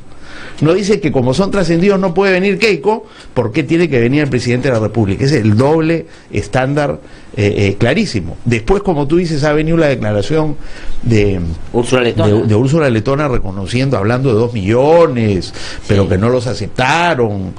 Entonces lo que tú haces es inmediatamente, oye, este es un tema de la máxima importancia, habría que aclararlo. Ahora, en la misma línea, ¿no? Ahora que se ha detenido una serie de representantes legales vinculados a Graña y Montero, Klimper, ¿no es cierto? O sea, puede haber, ¿cuál es la excusa? O sea, ¿Ya se planteó que vaya Klimper a la comisión Lavallato o no? Yo lo he planteado ayer y me dijeron que eso ya se había acordado, no sé en qué momento, porque yo normalmente estoy presente en las reuniones, pero bueno, ojalá que se le cite. Lo que pasa es que nunca sabemos cuándo se le va a citar, ¿no? Porque las prioridades le establece la presidencia de la comisión, que está en manos del fujimorismo, pero ojalá, porque, o sea, Klimper no solo fue director 10 años, en los 10 años claves, 2006 a 2015, de Graña y Montero. Hoy secretario general nada menos que de Fuerza Popular, sino que fue presidente del comité de auditoría, responsable de hacer, digamos, la auditoría de los balances presentados por la empresa anualmente. Y es obvio, como han descubierto los fiscales, que hay una reducción de utilidades para compensarle a Odebrecht por el pago de la coima, y no se dieron cuenta de eso. Se ha convertido como una especie de Alan García 2, ¿no? O sea, todo está alrededor de él y nadie lo cita. Y lo último, Gino, congresista Costa, lo he escuchado varias veces decir que hay que distinguir las empresas extranjeras de las empresas peruanas y lo que hicieron las personas representadas que están en las empresas de las mismas empresas, porque si no va a ocurrir una serie de problemas. Pero ahora, cuando ya están presos los principales representantes de estas empresas, ¿cómo hacer para no dar la sensación de impunidad? Es decir, esto que eran los principales de las empresas, que se está demostrando en elementos de convicción que coimearon, ¿cómo se puede diferenciar de las empresas que ellos dirigieron y que sigan haciendo actividad? ¿Cuál es el equilibrio que se puede lograr ahí? Mire, es que yo creo que la responsabilidad de esos hechos de corrupción son de los empresarios que tomaron la decisión de pagar la coima, y está bien que estén sometidos a la justicia y privados de libertad. Esa es mi opinión, y me parece que hay suficientes evidencias para que estén en esa situación. No es una arbitrariedad, y el Ministerio Público se ha tomado casi un año para conseguir las pruebas que corroboren la afirmación de Jorge Barata, en el sentido de que sí, no solo sabían, sino que habían pagado la coima. Entonces, ojalá que la justicia termine de hacer su trabajo y ver si hay otros involucrados en esas instituciones. Segundo, si esas coimas beneficiaron a esas empresas tienen que pagar, digamos, una reparación civil, que tiene que ser sustanciosa y equivalente a los beneficios, por un lado, que obtuvieron, y al daño que ocasionaron. Pero de ahí, ¿no es cierto?, a querer parar o destruir esas empresas, me parece una locura, porque esas empresas emplean a peruanos, a muchísimos, tienen proveedores, tienen deudas con los bancos. Entonces también hay que, digamos, mirar el conjunto del panorama y decir, oye, se les castiga, se les impone una multa o una reparación civil significativa, y siguen trabajando. Eso es lo que se hace y se ha hecho en todas partes del mundo. No es el primer caso que involucra a grandes empresas privadas en hechos de corrupción. Y yo creo que las mejores prácticas son aquellas que dicen: se castiga, digamos, penalmente a los responsables, se les impone una multa severa. Ahora, las nuevas autoridades, tampoco el gerente general nuevo de Graña Montero presenta una auditoría y dice: acá está, no hay nada. 100%, y a los pocos días meten preso. No ayuda. Sí, no, eso no ayuda, sin duda. Bueno, y hay que siempre recordar, como dicen los oyentes, claro, lo de Klimper, ¿no? El papel que cumplió. Si él era director auditor, era el que más al tanto debería haber estado y haber advertido de que estaban sucediendo esos problemas. Por supuesto. Y no dijo absolutamente tiene su rosario de falta. Nada. Por supuesto, y también otra cosa que falta es invitar a los tesoreros, ¿no? Cuyos nombres no recordaba la señora Keiko Fujimori cuando se presentó en la comisión en Lavallato. Esos nombres ya han sido presentados, ninguno de ellos ha sido ahora, solo para terminar, porque ya Carlito nos está cerrando casi el micrófono, pero digamos, hay un denominador común en todos los comentarios que hay, y dice: ¿cómo es que recién ustedes se dan cuenta ahora de la actitud del fujimorismo? Porque, digamos, después de tanto tiempo se dan cuenta que eso era el fujimorismo. Bueno, es verdad que algunos resaltan que el caso suyo era uno de los primeros, iba alertando de algunas cosas que ya iban configurando este escenario, pero hay varios de sus colegas, por ejemplo, que hasta ahora todavía están como dudando que sea cierto lo que todos estamos viendo, ¿no?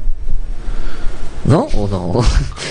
O sea, es que lo que ocurre es, si eso es así, ¿cuáles son las salidas frente a esta situación, ¿no? Entonces, claro, uno quisiera que la situación no sea así para que sea posible algún nivel de enfrentamiento. Y yo creo que, de entendimiento, yo creo que algún nivel de entendimiento es necesario. Y yo diría, ahí yo creo un golpe parlamentario en marcha, ojalá que se detenga y se revierta. Ajá. Y que podamos llegar a un acuerdo mínimo que nos permita llegar al 2021 en condiciones de gobernabilidad.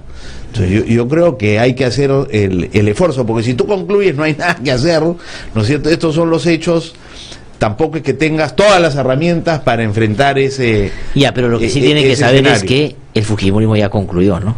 O sea, el fujimorismo sí sabe cuál es su objetivo. Usted lo ha descrito bien.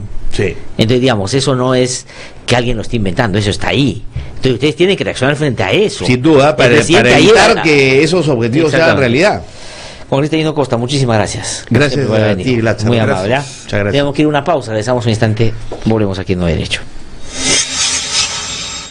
Soy Norma Méndez Díaz, madre de Melissa Alfaro Méndez, una joven de 23 años que falleció por un sobrebomba enviado por el Estado de nuestro país a cargo de Alberto Fujimori el 10 de octubre de 1991. Nosotros los familiares estamos en desacuerdo con el indulto porque contravendría las leyes, porque creemos que los que cometen delitos deben cumplir su condena, sean presidentes, sean políticos, sea quien sea. Las leyes se deben cumplir. Como familiar decimos, el indulto es insulto.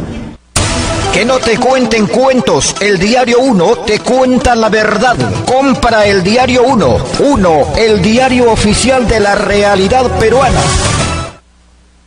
Siente y disfruta el sabor del cascajal, el divino placer de comer. El Cascajal Restaurant Show. Ubícanos en Avenida Francisco Lazo, 2495 Lince. Reservas al 222-2251. El Cascajal, comida peruana para todo el mundo. RBC 104.7, la otra forma de vivir.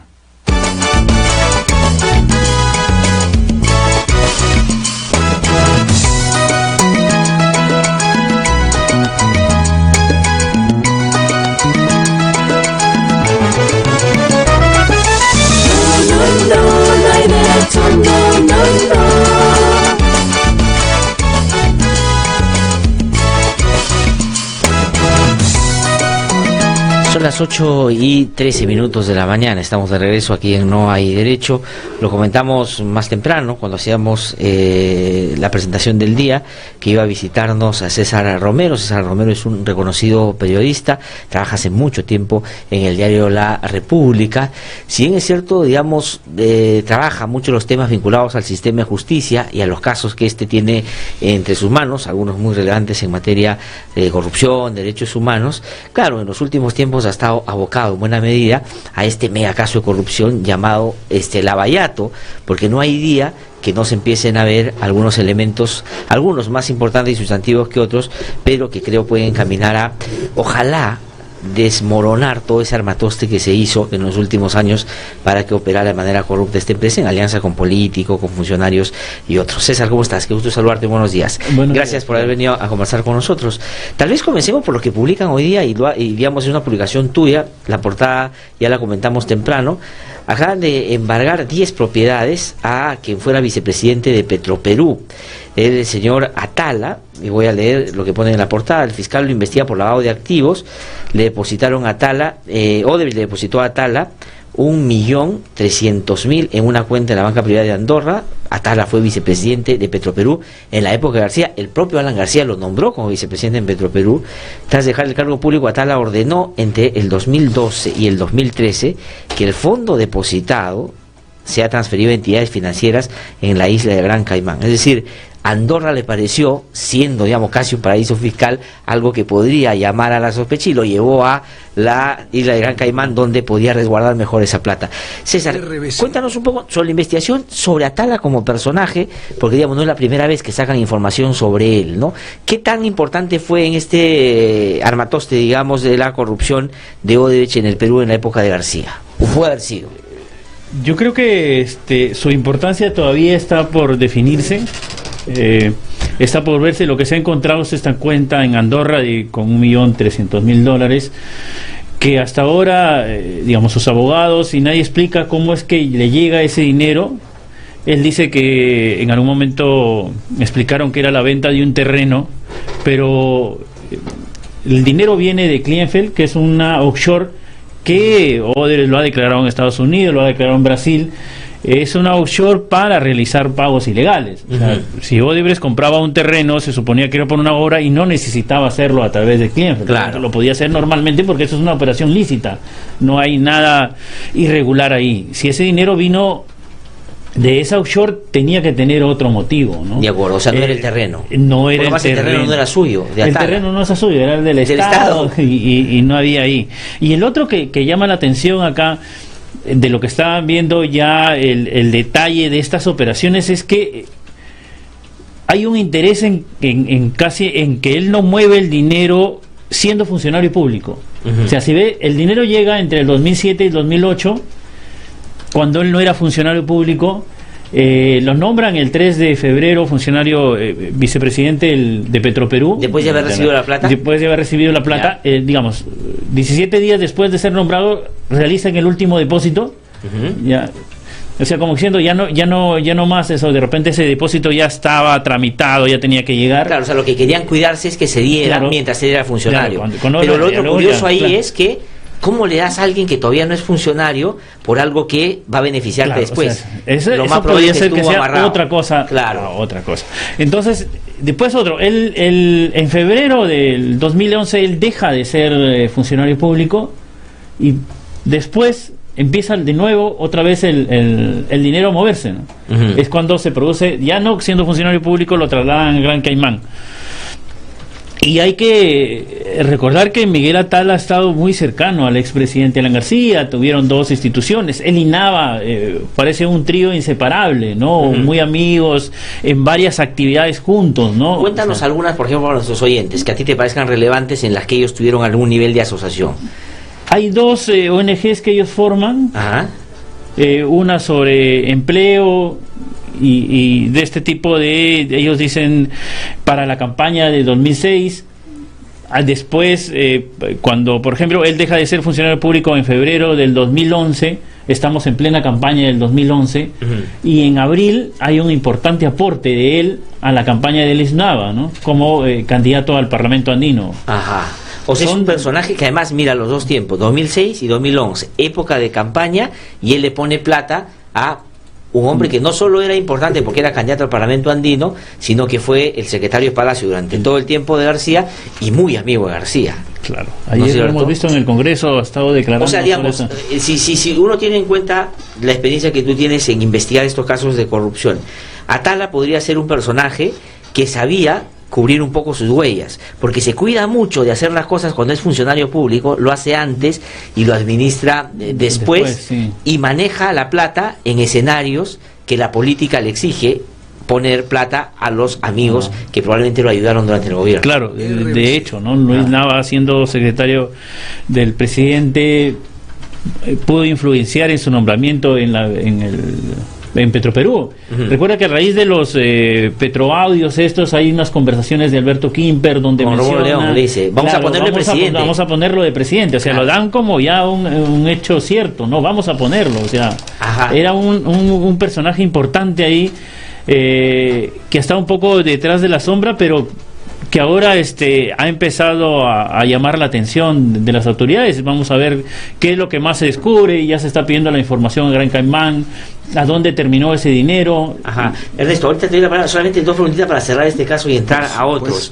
Primero, cuando estas personas van y abren una cuenta en Andorra, por lo general, lo que se ha visto en otros casos es que te preguntan cuánto vas a depositar, pero cuánto calculas que te va a venir en esa cuenta más adelante, ¿no es cierto? Más adelante. Sí. Él plantea, digamos, una cantidad de millones que le van a llegar, que son ¿cuántos? Creo que dice 10 que 10 millones. de dólares. O sea, le ponen uno, pero dice, mira, probablemente me lleguen 9 más. Uno.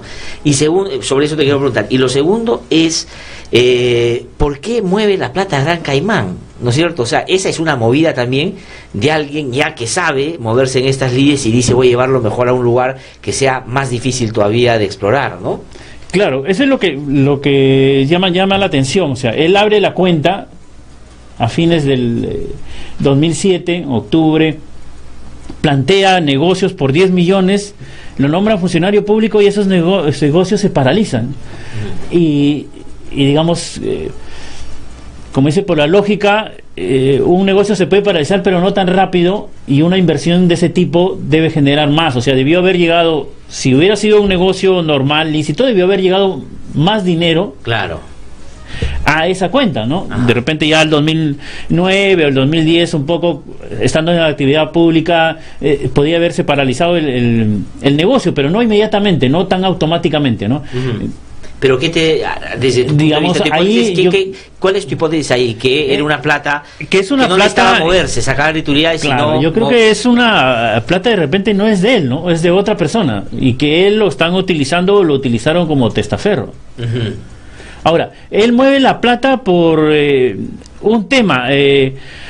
Para el 2011, él no había reportado que era funcionario público, y los directivos, los funcionarios de control del Banco de Andorra hacen un chequeo y encuentran que él es funcionario público, y ya estaba todo el escándalo de Petroaudio, se le había mencionado, tenía algunos problemas, y le piden a él justificar. Digamos, justificar de dónde había salido ese dinero. Lo que hacen, de acuerdo a los documentos encontrados en la Banca de Andorra, es presentar un documento, digamos, respaldándolo de un banco, que es el Mailbank, que también es un banco utilizado por Odebrecht para todo este manejo de dinero ilícitos, de pagos. Es una fachada, digamos. Que es una fachada. Para darte un certificado de que efectivamente tienes es legal buena en un conducta, banco. de que eres un gran empresario, claro, y estás moviendo dinero. Él la presenta ahí. Pese a eso, no cumple con los requisitos, no fue suficiente para la Banca de Andorra, entonces prácticamente se ve obligado a trasladar el Gran Caimán el dinero. Bueno. A ver, justo en esa misma línea, ¿no? Quedándonos un poco en el caso de Alan García, yo digo, a ver, por un lado, Odebrecht ha dicho que las iniciales de Alan García, de AG, son de Alan García. Se han encontrado en su agenda. Alan García inicialmente dijo que no, que eran y puso múltiples posibilidades, pero después ha tenido que reconocer que por lo menos en unos casos sí.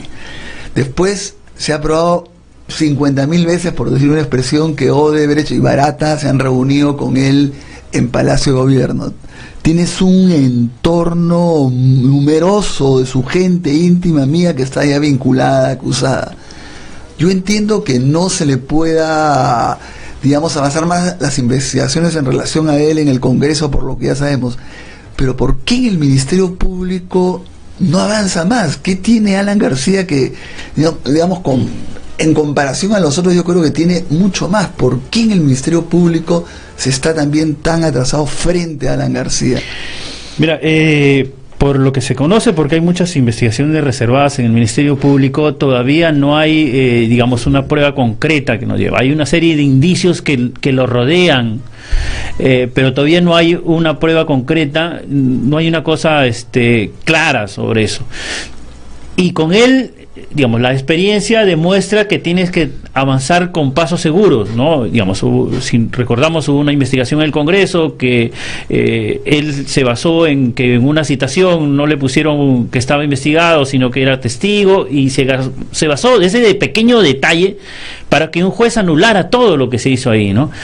Y eso ha sucedido también en otras investigaciones en el pasado del mismo Ministerio Público, del Poder Judicial. Él se basa de cualquier error, del más pequeño error, para cuestionar en base a eso toda investigación. Entonces yo creo que ahora el Ministerio Público está, digamos, ahí siendo cuidadoso en no tomar decisiones, en no avanzar hasta no tener algo concreto. Claro, yo creo que en los otros casos a que te has referido, César, tiene que ver más con que eran magistrados vinculados a Alan García. Ahora, por suerte, no son. Pero a ver, si Barata afirma categóricamente que lo de Odebrecht es verdad y que se le dio para la campaña, eso sería suficiente. Claro, eso ya sería un indicio fuerte de que, digamos, todos estos cosas que se están viendo periféricamente en torno a él tienen relación con él, ¿no? Claro. Eso es lo que falta, ese engranaje. Hay un eslabón que falta ahí que tiene que completarse, ¿no? Ahora, una cosa que yo no entiendo es, se le están cortando todos los procesos e investigaciones a Barata, ¿no es cierto? Pero una de las normas es que la colaboración eficaz sigue por un lado y todos los procesos siguen por otro lado, para de alguna manera decirle, ojo, si no das la información y no llegamos a un acuerdo, van a seguir estos procesos y te van a condenar. ¿Por qué ahora se le está haciendo tanto caso a Barata en el sentido, más allá de las cuestiones prácticas, pero no hay un problema de legalidad que después pueda ser utilizado? Sí, el problema es que nos encontramos en una situación que en algún momento yo lo he explicado de rivalidades que no conducen a nada bien en las investigaciones.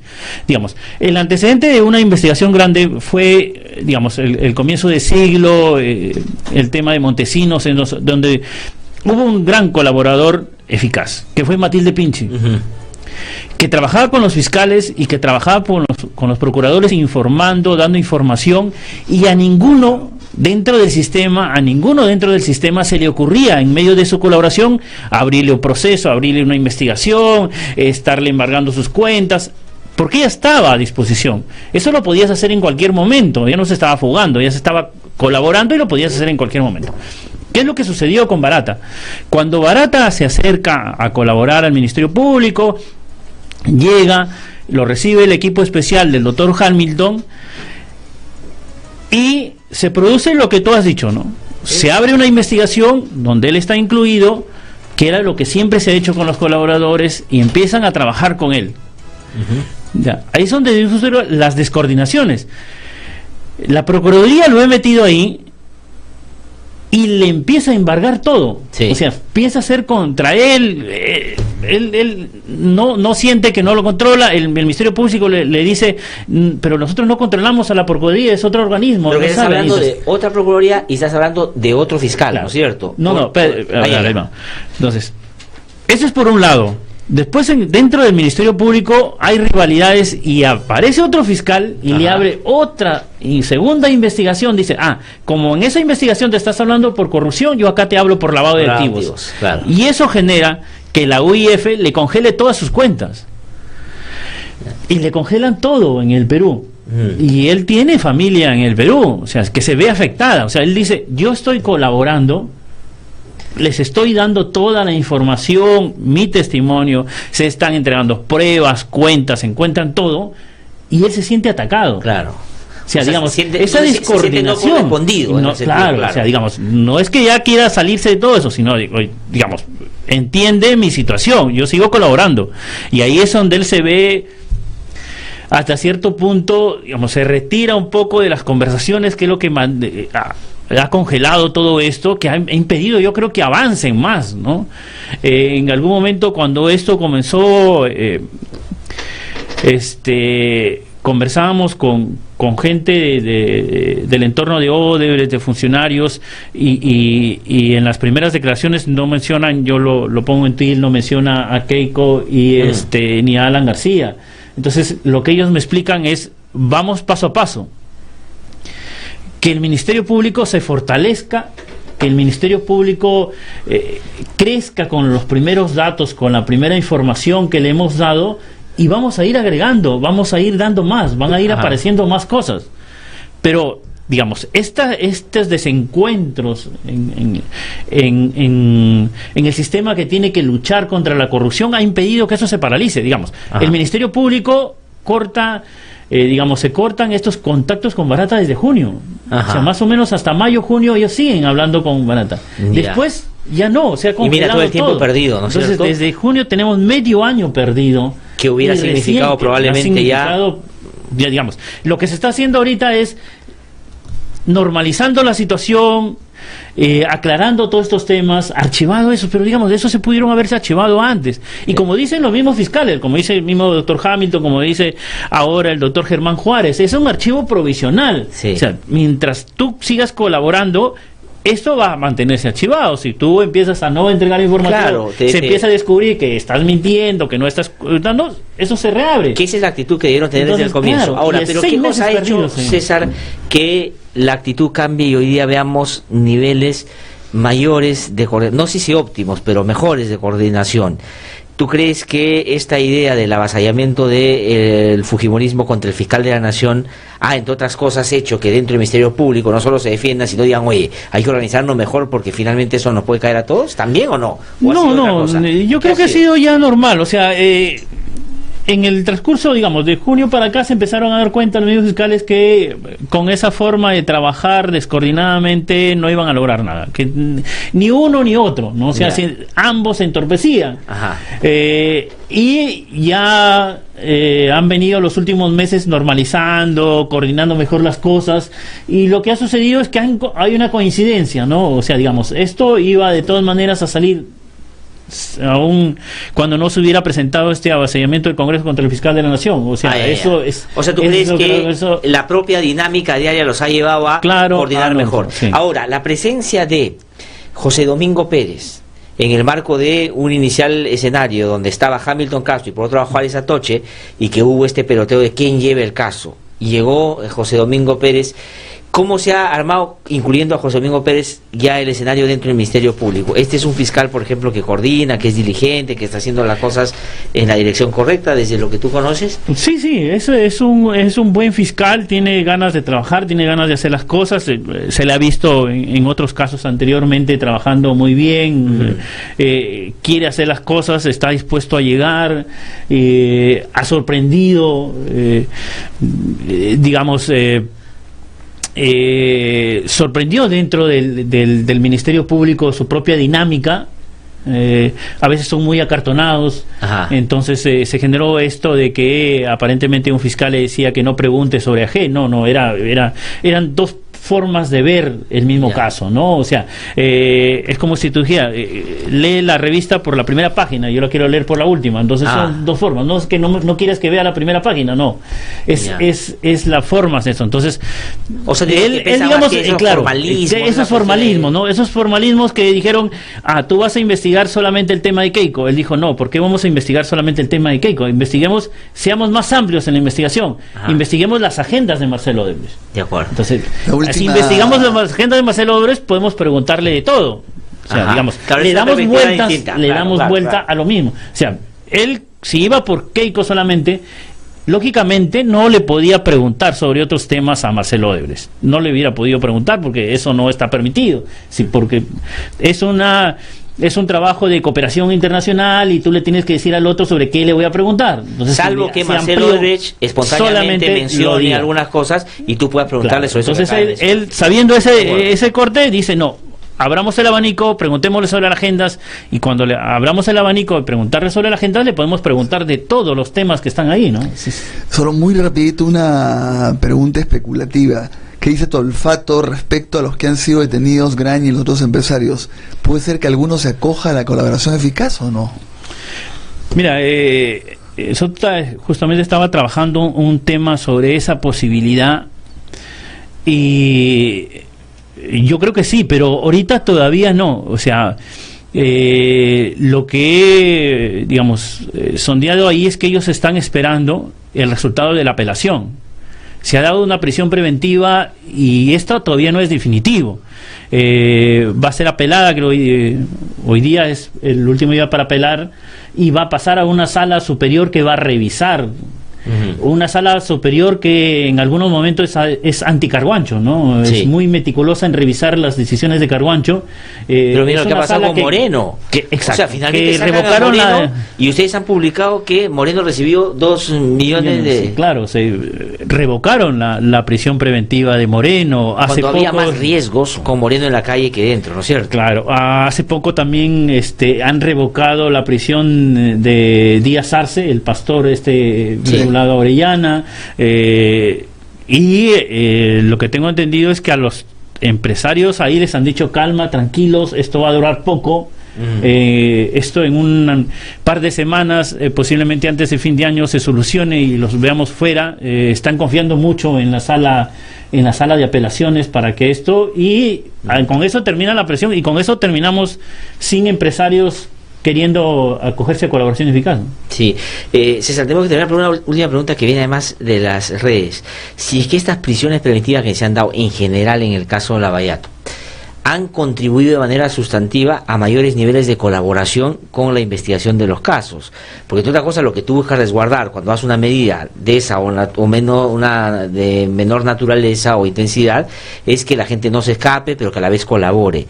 ¿Ha sido funcional, útil la prisión preventiva para que se esclarezcan estos hechos, o no, más bien ha generado que algunos se resistan a seguir colaborando?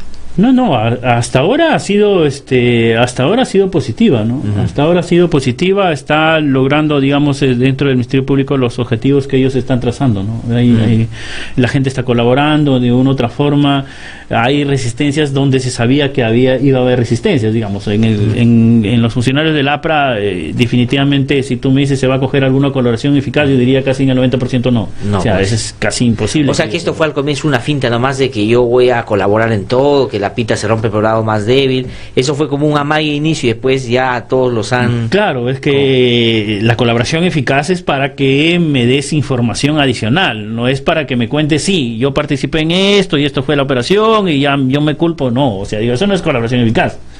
La colaboración eficaz es para que me cuentes por qué se dio eso y quiénes están detrás y qué. Y si no conoces de ese, o sea, si, digamos, del hecho en sí, porque estás pues a conocer de muchos otros hechos que pueden aportar, o sea, algo nuevo tienes que dar. Claro, porque ya lo otro lo tiene el propio Ministerio Público. César, muchísimas gracias, como siempre, por haber venido a conversar con nosotros. Gracias. Y felicitaciones, por supuesto, por el trabajo que viene desarrollando en la República. Muchísimas gracias. Gracias a ustedes por la invitación. Tenemos que ir a una pausa, regresamos en un instante aquí en No Hay Derecho. Yo soy Javier Roca Obregón, papá de Martín Roca Casas, estudiante de Economía de la Universidad del Callao, que fue secuestrado en el gobierno de Fujimori. Fue secuestrado y conducido al sótano del Servicio de Inteligencia del Ejército, donde fue torturado, asesinado e incinerado por los militares. Por lo tanto, el indulto será un insulto. Mi nombre es Huber Flores, soy de la comunidad indígena Santa Clara de Uchuña. Venimos luchando hace más de 3 años para que se nos reconozca el derecho a nuestros territorios ancestrales, que la empresa de palma aceitera y los traficantes de tierra nos quieren quitar. Ya han matado a 6 campesinos y quemado mi casa, mi familia, mi comunidad y nuestros dirigentes venimos siendo amenazados. Durante la última década han matado a 137 y 835 están siendo enjuiciados por defender sus derechos. Únete a la campaña Yo Defiendo y apoya a quienes como Uber defienden su derecho a la vida y a su tierra. RBC 104.7, la otra forma de vivir.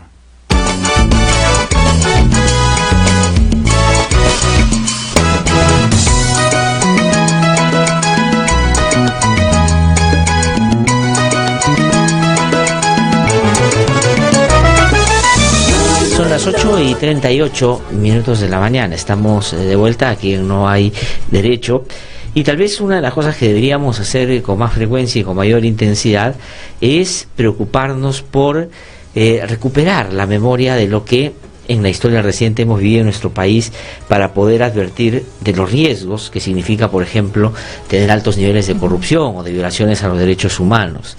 Y ese es un asunto que en general no es una tarea a la que nos estemos abocando. De hecho, si uno mira, por ejemplo, lo que pasó en la época de la violencia dramática y terrible que tiñó de sangre el país, todavía no logramos tener una idea común de lo que pasó, y hay no solo matices, sino discrepancias y diferencias fundamentales sobre lo que pasó.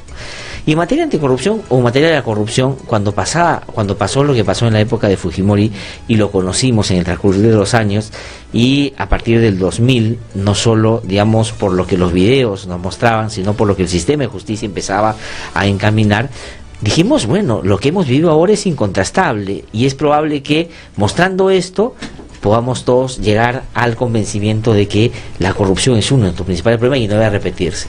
Han pasado 17 años de democracia y los problemas de corrupción no solo se siguen dando en democracia, sino que ya nos acordamos muy bien lo que pasó en la época de Fujimori y Montesinos. Entonces, Japicay, que es una asociación, una organización que dirige Gabriela Flores, que es periodista y directora ejecutiva ahora, ha venido a compartir con nosotros una plataforma que se llama Memoria y Ciudadanía, donde, digamos, lo que quieren mostrar a todos es un archivo sobre la corrupción en el país, que ojalá pueda ser revisado por todos y que podamos recordar con nitidez lo que ya vivimos. Gaby, ¿cómo estás? Qué gusto saludarte, muy buenos días. Buenos días, Glatzer. Buenos días, Ernesto. Gracias más bien por el espacio y la invitación. Sí. Y cuéntanos un poquito, digamos, Japicay, y cuéntanos un poquito de la plataforma para después entrar a lo que va a suceder el día de hoy. Bueno, Japicay es, como tú lo has dicho, el nombre de nuestra organización, que en realidad tenemos poquito de formados, pero quienes la hemos fundado venimos teniendo algunos años de trabajo desde diferentes lugares en temas de corrupción y de lucha contra la impunidad. Bueno, solamente, no sé si lo vas a decir tú, pero Gaby Flores es periodista, ha trabajado en varios medios de comunicación y centralmente se ha dedicado a la investigación, ¿no? Sí, efectivamente, y también mis cofundadoras desde otros espacios, no son periodistas, pero desde otros espacios también han trabajado el tema de lucha contra la corrupción. Y Japicay es un término quechua que significa retener en la memoria para aprender. Y nosotros sentíamos que resume perfectamente un poco el objetivo de lo que queremos hacer, y es un poco lo que tú señalabas, es a partir de recuperar la memoria sobre los casos de corrupción y de impunidad en el país, empezar a generar las propuestas y a generar los cambios que realmente necesitamos, ¿no? Tú lo señalabas. Pasó lo de Fujimori, la caída del régimen de Fujimori y ese tema de complejo de corrupción desde el Estado y esa organización criminal enquistada en el Estado, ¿no es cierto? Vinculada además a los temas de derechos humanos, y han pasado un poco más de una década y tenemos otro nuevo caso que nos muestra que nada ha cambiado. Y de hecho muchos de esos actores que hoy vemos en el caso Lava Jato son actores que se repiten, que no son nuevos, ¿no? Por ejemplo, ahora estamos hablando sobre la prisión preventiva a los directivos de las socias peruanas de Odebrecht, y lo cierto es que varias de estas empresas como JJ Camet ya fueron investigadas a raíz de los hechos de corrupción del gobierno de Fujimori en la Comisión de Delitos Económicos y Financieros, por ejemplo, que presidió Javier Díaz Canseco. Sí, es verdad. Claro. Y ahí el congresista Díaz Canseco concluyeron cómo Camet, siendo ministro de Economía de Fujimori, benefició a una empresa de la que además era representante legal, ¿no es cierto? Bueno, esa empresa siguió operando y hoy la vemos involucrada en las coimas de muy parecido además de cómo operaba en la época de los 90. Igual en el caso de Graña y Montero. Graña y Montero está en los informes de la megacomisión que investigó el segundo gobierno de Alan García. Uno de los casos en los que participa es el megaproyecto de saneamiento de Pachacútec, en un consorcio con una empresa española que cuando termina el gobierno de García lo nombra miembro de su Consejo Asesor Internacional, pero este consorcio en el que estaban Graña y Montero y Abengoa, por ejemplo, cobra alrededor de 4 millones de soles de los más de 300 del contrato por un rubro que se llamaba intervención social, que nadie sabe exactamente de qué se trata, pero llegaron a cobrar 4 millones de soles de intervención social y la comisión detectó que el 80% de ese monto se justificó con facturas emitidas por las dos empresas que formaban el consorcio. Bueno, digamos, traído a la discusión ahora de hoy, serían como los riesgos adicionales. Son rubros que empiezan a aparecer. Son rubros que inventan para justificar la coima. No sabemos a qué están dirigidos, pero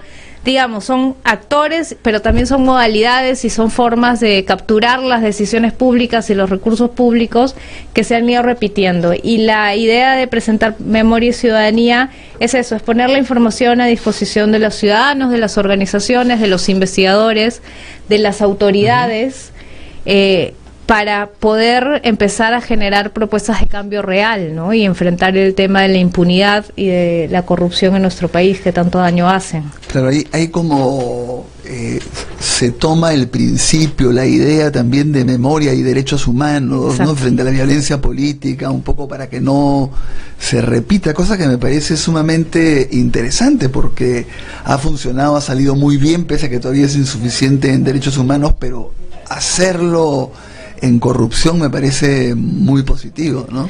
Sí, nosotros creemos que, bueno, son dos caras de una misma moneda, ¿no? Corrupción y violación de derechos humanos son dos crímenes que no se pueden desligar. Y sí creemos importante hacer memoria en temas de corrupción para además ayudar a evidenciar y hacer más visible el impacto que la corrupción tiene en nuestras vidas y en los derechos fundamentales, ¿no? Ahora, por ejemplo, estaba escuchando los spots de la campaña contra el indulto y poca gente recuerda que durante el juicio a Fujimori se logró demostrar que el destacamento Colina era un destacamento militar, no era un grupo de X personas, sino era un destacamento militar que tuvo resoluciones y documentos firmados por Fujimori que permitieron su funcionamiento y que significó usar recursos públicos para la existencia de el destacamento Colina, ¿no? Claro. Fujimori en los juicios de corrupción que él ha reconocido los hechos imputados también ha reconocido que se usaron fondos públicos para tener centrales de chuponeo contra los opositores, una de las cuales funcionaba en Palacio bajo su supervisión. Esta famosa desvío de los fondos, digamos que es como que, a ver, para que nuestros oyentes, sobre todo los que no conocieron esa historia y no la vivieron, es como que los ministerios tendrían que dar una parte de su presupuesto que se desviaba para que eso lo utilizara el servicio de inteligencia y Fujimori para, digamos, hacer el populismo que hacía también. Porque recuerda que él llevaba plata en efectivo cuando iba a las comunidades y repartía, claro, para carrera en la calle, etcétera, y ganaba réditos políticos. Pero cuéntanos un poquito sobre la plataforma, o sea, qué cosa es, cómo se puede acceder. Hoy día van a tener una presentación sobre esto, invita a nuestros amigos que puedan participar, a nuestros oyentes que puedan participar, pero cuéntanos un poquito de qué se trata, cómo va a funcionar. Sí, Memoria y Ciudadanía es una plataforma en la que van a encontrar, por un lado, algunos análisis, algunos textos o videos o infografías. Vamos a ir buscando formatos diferentes para ir, digamos, contando algunos casos emblemáticos o algunos análisis de modus operandi que se repiten, de actores que se repiten. Pero sobre todo, y el corazón de Memoria y Ciudadanía es una especie de biblioteca digital con informes, testimonios, transcripciones, documentos que han servido de anexo y de sustento de las investigaciones. En esta primera etapa, los ciudadanos lo que van a encontrar son sobre todo la información de las investigaciones a nivel parlamentario de casos de corrupción de los últimos 40 años en el país. Y uno puede buscar la información por palabras claves, podemos poner el nombre de un personaje o de una de las empresas, por ejemplo, no sé, por ejemplo, el nombre del señor Atala, que fue parte además de la comisión que investigó el caso Petroaudios y que no tuvo un rol secundario, sino no solo fue que lo nombraron, sino que él declara, por ejemplo, que hubo una reunión en su casa entre Rómulo León y César Gutiérrez para tratar el tema Petroperú en el medio de este tema de la negociación por los lotes petroleros de Discovery. Digamos, esto, como dice la gente que nos está haciendo a través de las redes, son historias que además no solo se repiten en los modos y en las formas, sino que los personajes también, digamos, terminan siendo muy activos en estas nuevas historias. Exacto. No es como hay como una profesionalización de la corrupción donde hay determinados actores que atraviesan las ideologías, los gobiernos y finalmente son operadores de la corrupción. Exacto, ¿no? Son actores que han logrado tener impunidad, que han logrado pasar desapercibidos, digamos, en los temas anteriores y que los vemos volver a aparecer en nuevos casos, como tú dices, ¿no? La corrupción ha sido transversal más allá de posturas políticas, incluso de sistemas de gobierno. Ahí hay casos, yo decía, de los últimos 40 años, pero hay casos también de la época de la dictadura militar, que también tienen este esquema, ¿no? De beneficiar a empresas de amigos o de cercanos, con los recursos y con las decisiones públicas, ¿no? Sí, sobre todo que nos están haciendo a través de las redes, está Luis Arreci, aquí mi colega, está poniendo justamente la página para que puedan ver y seguir un poco cómo funciona. Ahora, digamos, lamentablemente no tenemos mucho tiempo ya, pero quisiera saber cómo ubicarlo, cómo manejarse dentro de la red y qué cosa concretamente va a haber ahora y si pueden participar, cosas que están diciendo nuestros oyentes. Por supuesto que sí. La plataforma se llama memoriayciudadanía.org. Ahí van a encontrar nuestra web, la web del proyecto, y ahí van a ver casi de arranque un buscador grande y donde van a poder poner la palabra, por ejemplo, que quieran buscar, y los va a llevar al repositorio donde está la documentación y le van a salir los resultados con los documentos vinculados a esa palabra. Incluso se puede buscar dentro del documento la página en la que está esa palabra o lo que uno está buscando directamente. Está mostrando. Y y hoy día, ¿qué cosa va a haber? ¿Va a haber una presentación? Sí, hoy es la presentación de Memoria y Ciudadanía. Y si puede ir quien quiera. Sí, es ingreso libre, bueno, hay una capacidad limitada, así que les pedimos llegar temprano, a partir de las 6 de la tarde, en el auditorio del Instituto de Estudios Peruanos. Esto es en la avenida Arnaldo Márquez 2277 en Jesús María. Sí, vaya temprano porque de verdad el local es interesante, pero tiene una capacidad limitada para que puedan ustedes participar. Sí, ahí lo último, porque tenemos que terminar. Solamente chiquito, ahí vamos a presentar la plataforma y bueno, vamos a contarles un poco más de Japicay y tener un diálogo sobre el rol de la memoria, pero yo sí no quería dejar de agradecer además a los aliados como IDL, pero también los aliados internacionales con quienes hemos desarrollado esta plataforma, que son dos organizaciones llamadas The Engine Room y Hury Docs, que es con quienes hemos construido el repositorio y venimos trabajando hace más de un año. David, muchísimas gracias por haber venido, por habernos contado de esta iniciativa, que los clientes puedan seguir, y felicitaciones, de verdad que de repente seguimos, te agradezco mucho. Estamos en el teléfono. Muchas gracias. Sí, muchísimas gracias, David. Con Lucián Chauvin, él es miembro, representante de la Asociación de Periodistas Extranjeros, y vamos unos breves minutos a preguntarle sobre un tema también sumamente importante, que es el reconocimiento que ha hecho Trump, el presidente de Estados Unidos, de Jerusalén como capital de Israel y ya no Tel Aviv, que era una cosa que se venía arrastrando pero que se había ido postergando. Lucián, ¿cómo estás? Muchas gracias por contestarnos.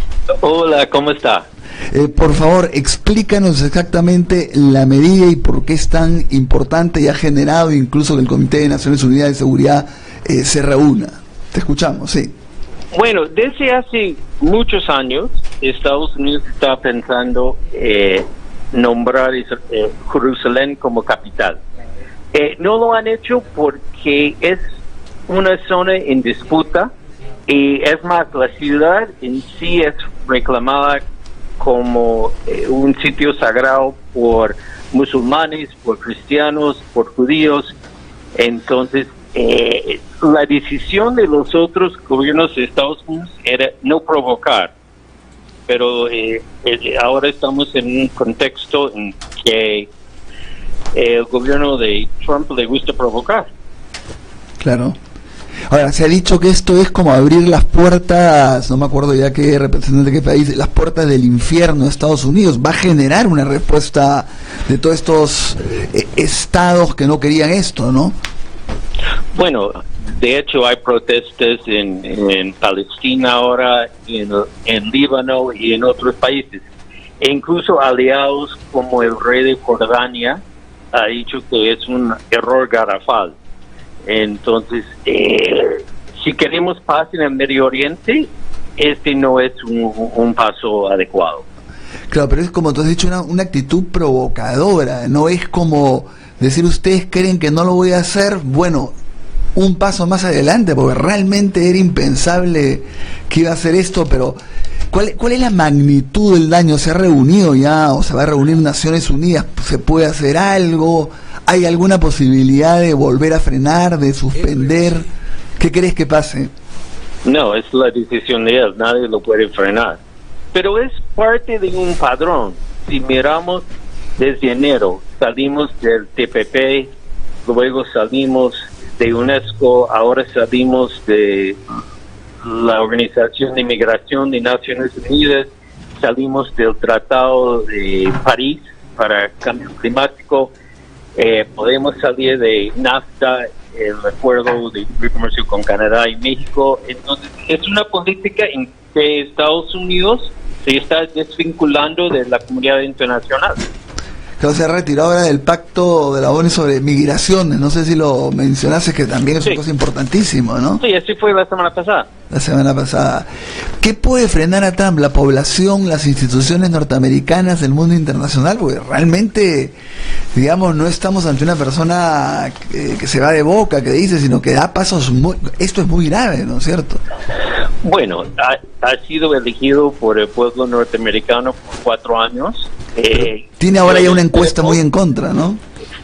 Yo discrepo con muchas de sus ideas, pero es el presidente de Estados Unidos y tenemos que esperar que en 3 años eligen otra persona y cambiamos algunas de sus decisiones. Pero en este momento él tiene poder y la Constitución le da el derecho de hacer lo que está haciendo.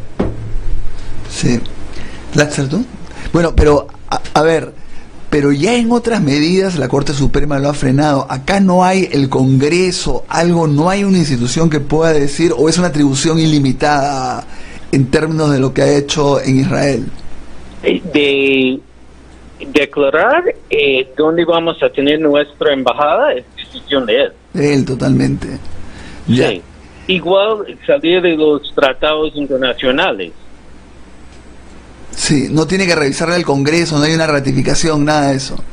En muchos casos, como el Acuerdo de París, no ha sido aprobado por el Senado, entonces fue una decisión de Obama ratificarlo y él, como presidente, ha hecho su propio decreto supremo, digamos, para salir. Y lo mismo que está pasando ahora con esa decisión de Jerusalén, ¿no? Y en este caso de Jerusalén, los republicanos en general han estado de acuerdo, en contra, se han dividido. Supongo que su base está feliz.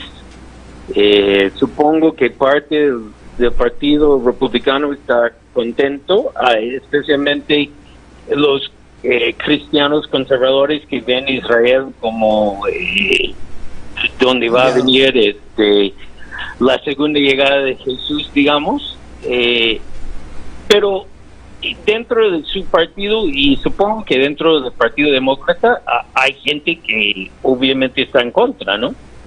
Claro, pero esto, ¿no hay temor de puede generar nuevos atentados contra Estados Unidos en el país o contra norteamericanos afuera, ¿no? O sea, es como jalarle los bigotes al león, yo digo, Dios mío, ¿no?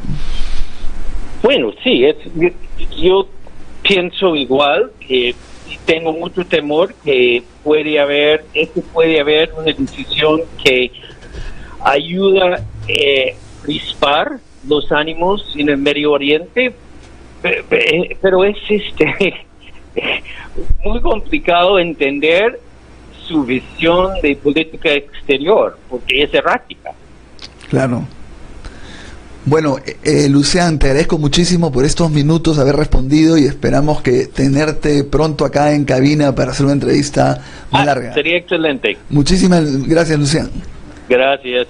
Ha sido Lucián Chaguín, entonces, integrante de la prensa extranjera de nuestro país, que fue presidente de la prensa extranjera también. Sí, no sé si ahora también. Bueno, no tenemos tiempo para más, Ernesto. Muchísimas gracias. Nos encontramos aquí el próximo jueves.